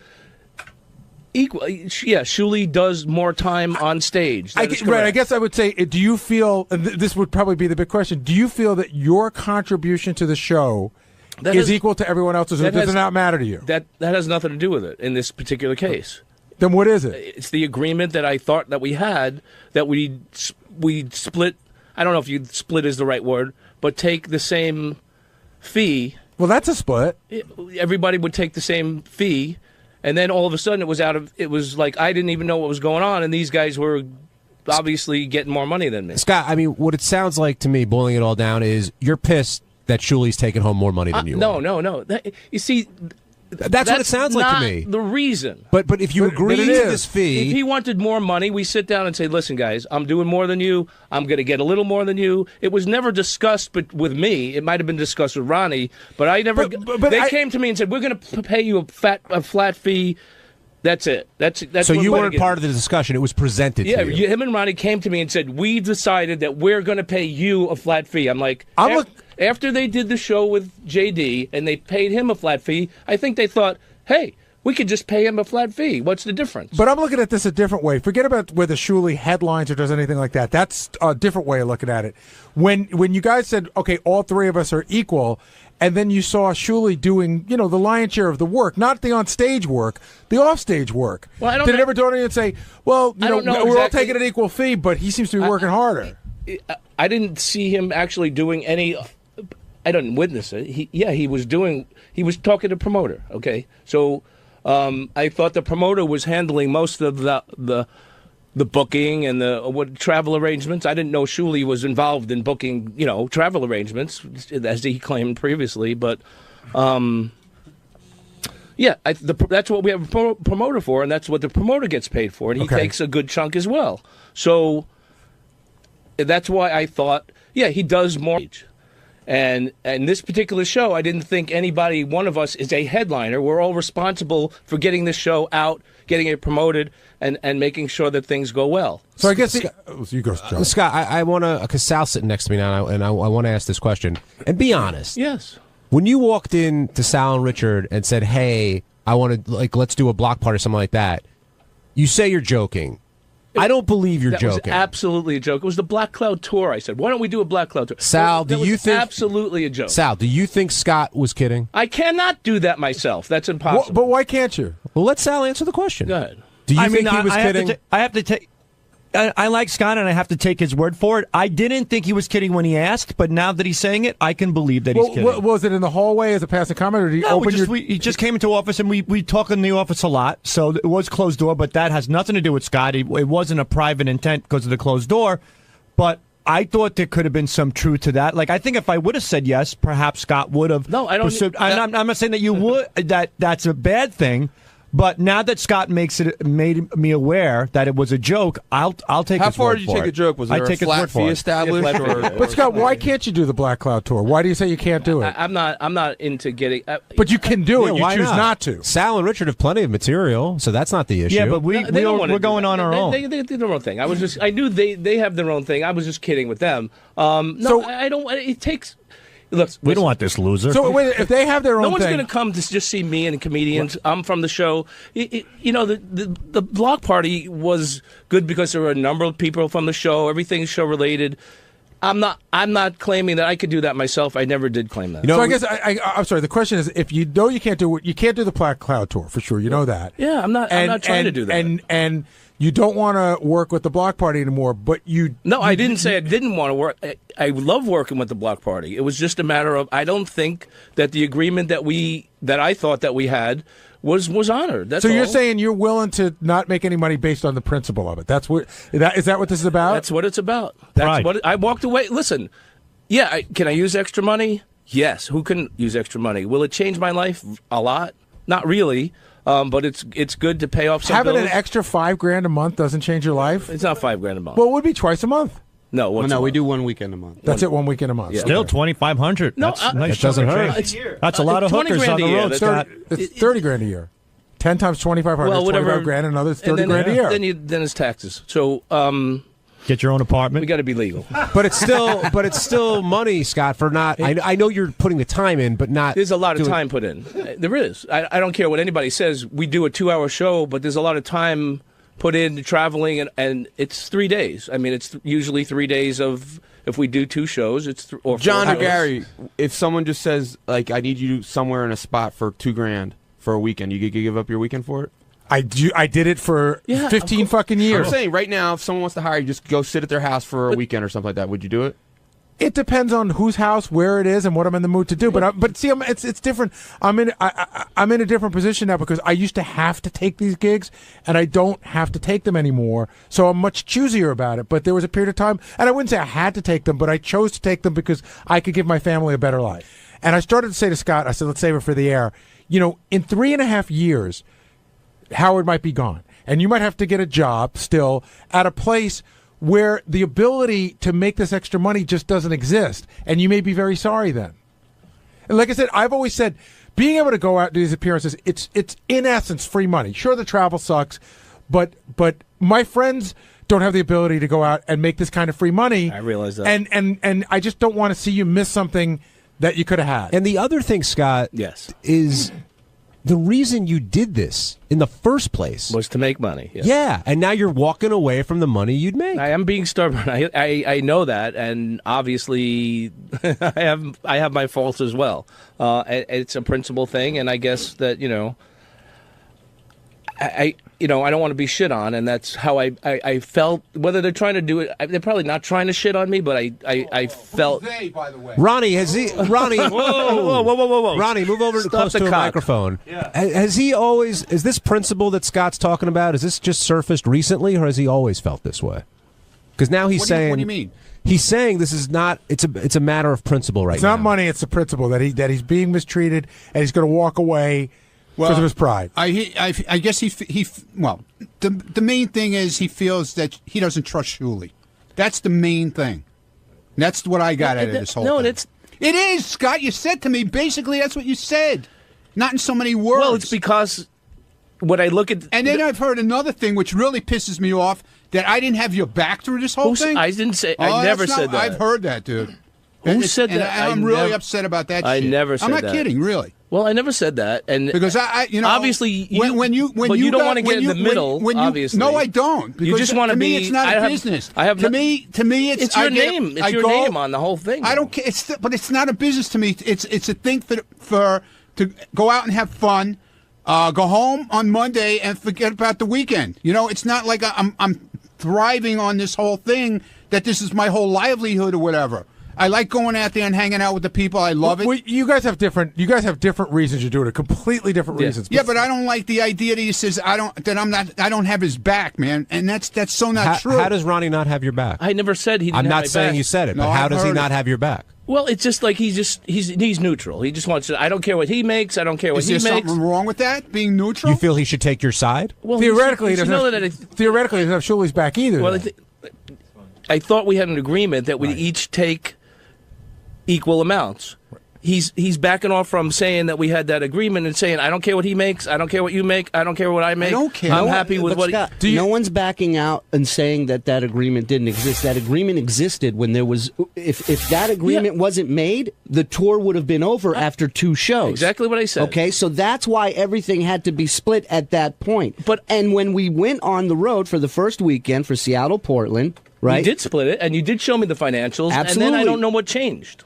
What changed is you made more every weekend after that, and you got less and less happy about it. You complained more and more the more money you made. But Julie, do you think it's unfair if you always showed him the financials? I showed it to him one time the first weekend we were out. I showed it to them once. So they never done this before. So I went out of my way to show them no one's here to fuck you over. No one's here to screw you. This is every cent that we made broken down so you can see it. So wait. Why did you? But you said you guys did have a split, and then at some point it changed, correct? And they came to me and said, "We're going to pay you this flat fee." Where? I thought we First of all, you say we came to you and said you agreed to this last week. You looked me in the eyes in your studio and said, "Okay, draw up a contract." Did you draw it up?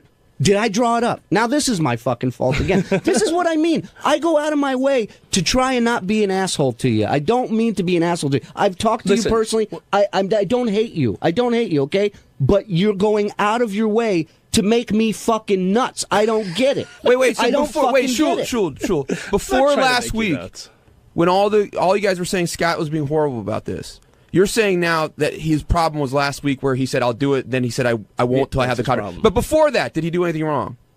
Yeah, I did stuff wrong. Yeah, he canceled on shows and wasn't being honest. Right. I admitted, and this is a hostile I witness copped to that, and I against said Scott. that was absolutely the wrong thing that I did. It was a health issue that I tried to cover up, and I didn't do it properly, and I should have went to those guys. Okay. But he should have come to us, or me, or the three of us and said, "I think I deserve more money than you guys." I agree with that. And that never happened. So it's a partnership unless you need to make a decision. Then you can make it on your own, like quitting Toronto, quitting Chicago, Arizona, on my own. not coming back out on stage in San Francisco. That's something we didn't discuss, right? Well, we That's didn't something discuss. you never brought to we the didn't table. discuss pranking me either in San Francisco, did we? We prank Ronnie every fucking weekend. Do you see him? All right. Hold on. I got a question for you, Scott. I'm going to move this ahead a little bit. Go ahead. Do you see yourself in 6 months when the block party's rolling and JD's the lead guy? Do you see yourself regretting this decision? It's possible. Yes. It's opposite. Yeah. Yes. You regret it already. You gotta get On the mic, Ron. Well, if I had a mic, if somebody fucking give me one. Wow.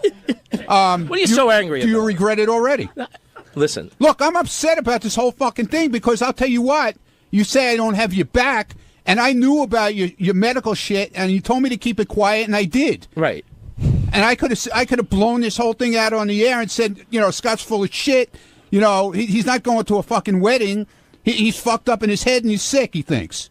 Is he sick or is he? Does he think he's sick? No, I know you're not lying about it, but I'm making a joke out of it. Oh, but you can't shut up, idiot. You can't say I don't have your back, Scott. I'm sorry. I'm really insulted about that. Gary, this is really a new wrinkle here because I didn't realize how hurt Ronnie was by what Scott did or Scott saying he didn't do, not having his back. See, this is where I get lost in the abyss. Ronnie says that Scott did something. Scott says he didn't do it, but Ronnie's still pissed about it. So I'm not pissed. I'm I thought we were friends. I don't know now. Well, because I have a feeling that he's holding a grudge right now against me too. Do you have a grudge against Ronnie? I have no grudge. Do you have a grudge against Shuli? No, I don't have a grudge. We just have a difference of opinion.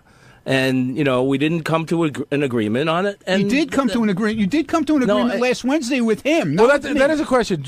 Did you agree to something and change your mind? I kind of was like, okay, begrudgingly I come to an agreement, and then that's an agreement. What changed? That was my question. Well, hold on. So you came to an agreement, then there was a weekend. It was a weekend. We didn't have it in writing. He didn't come back to me, and like we said we were going to do. And then what changed was I realized, you know what?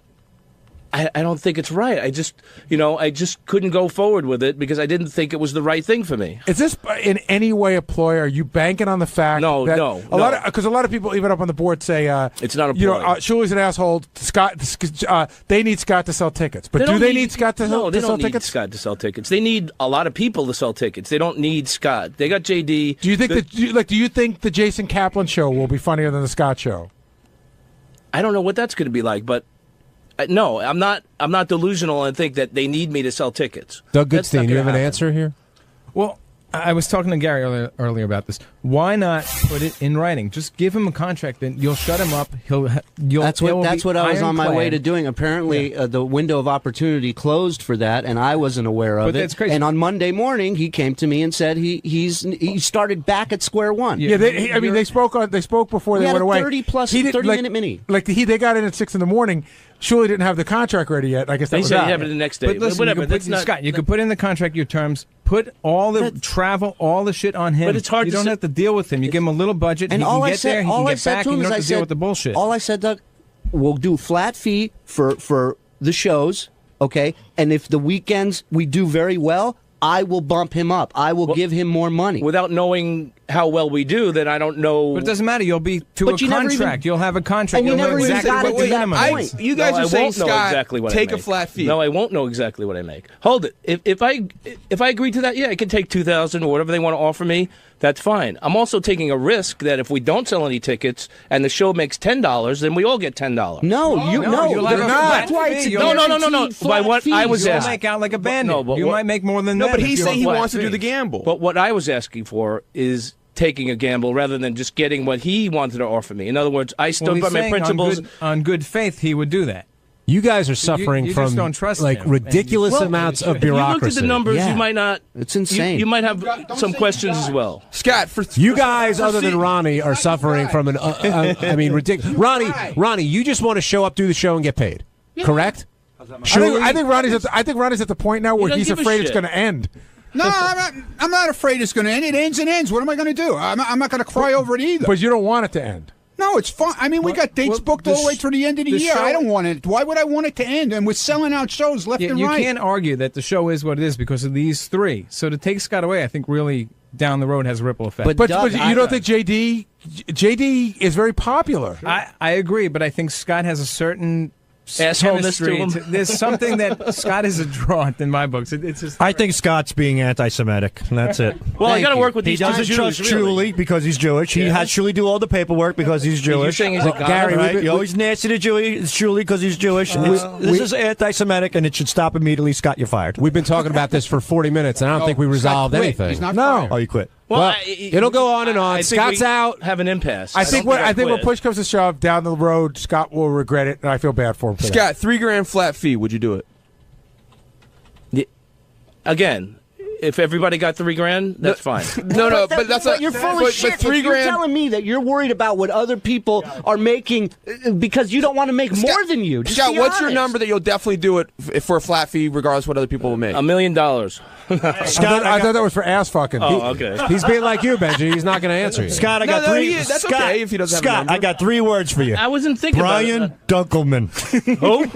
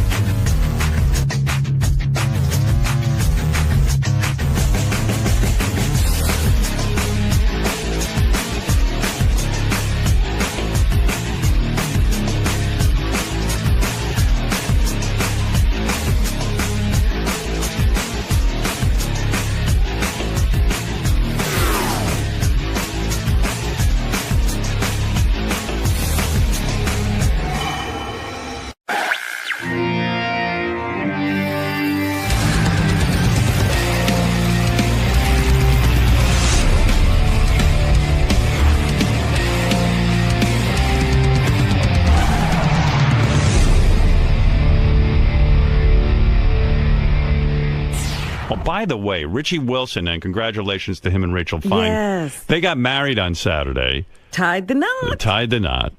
I was not there, but I sent a very substantial gift, I feel. And, which is better than me being there. But a couple of people taped stuff, and I got to tell you, like as goofy as Ronnie used to be getting drunk, the new show Drunk is John Lieberman, the news guy. Really? Oh my God. He's wilder than Ronnie? Yeah. Wow. Hold on, let me get What's to it. his deal? He's out of his fucking mind. Remember, like at the Christmas party, he was dancing wildly. Yeah. You know, like I throw a Christmas party for the staff every year. Go to a really nice restaurant and we eat and drink. And John's like that guy who's like a big klutzy dancer, but insists on dancing. Like he's jumping all over. So is Ronnie. Ronnie's like weirdly uncoordinated and can't dance. Right. And- Ronnie will knock you over. Yeah, but he's really uncoordinated, Ronnie. And so is like John Lieberman. They both have that same weird dancing style where they're not even dancing. They're like just They're kind sort of jumping and bumping. Yeah, it doesn't look like fun what they're doing. It looks awful, like a misery.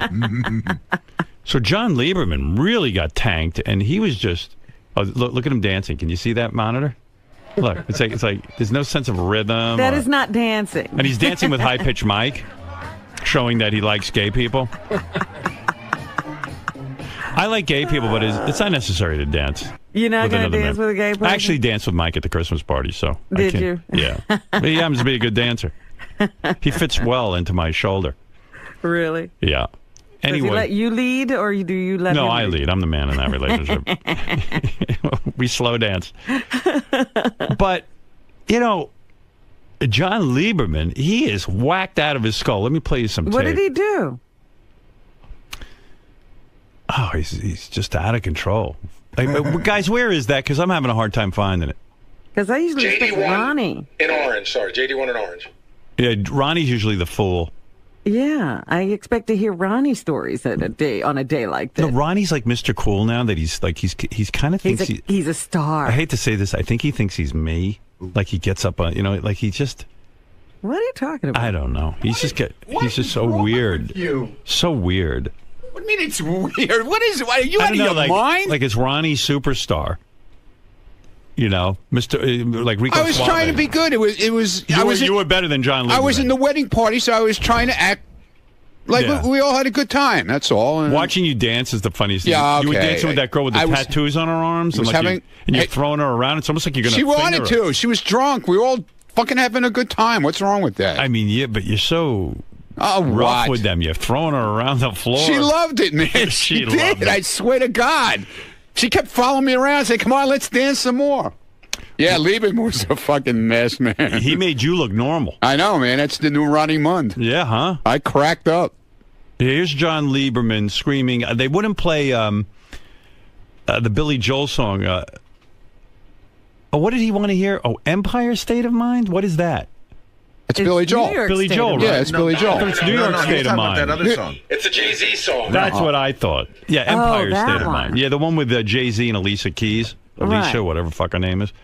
Here's John Lieberman screaming for that song. You're trying to get pizza. Say what you just said. Say what you just said. I want Empire State of Mind, bitches.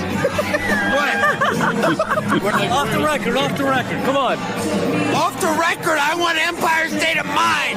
Sal, I want Empire State of fucking mind. It doesn't even sound like him. No, his whole voice has changed. I think he has a special dance for Empire State of Mind. Oh, he's got a special dance for everything, Yeah. man. And his voice, he sounds like he's possessed.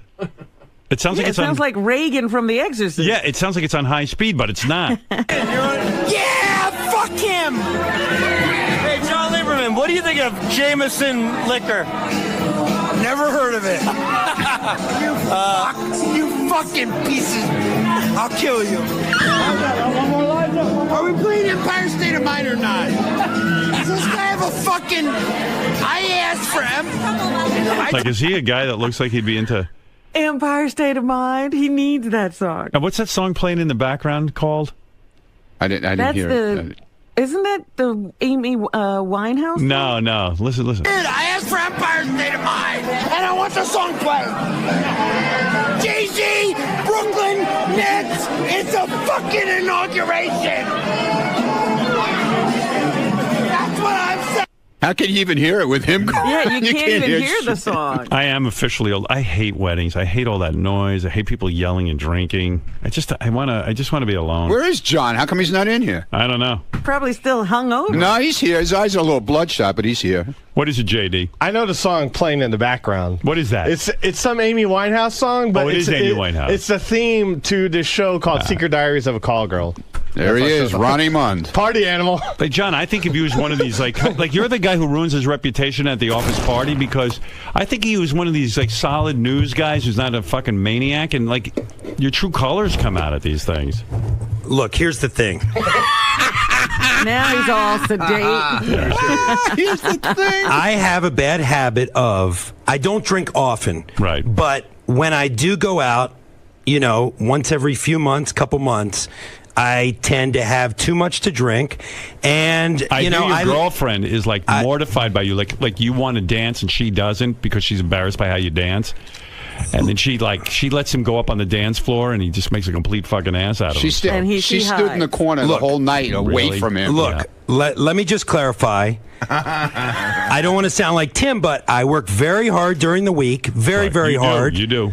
And sometimes I have to let loose. So I apologize to Richie and Rachel because I didn't want to take the focus away from them on their special day. You did. And so I feel bad about that. That being said, I think everybody can relate to getting drunk at a wedding and yelling and dancing like crazy. But I'm not a mini Ronnie Munn. Oh, yes, you are. Oh, you're worse. Listen to the goddamn tape. Hey, but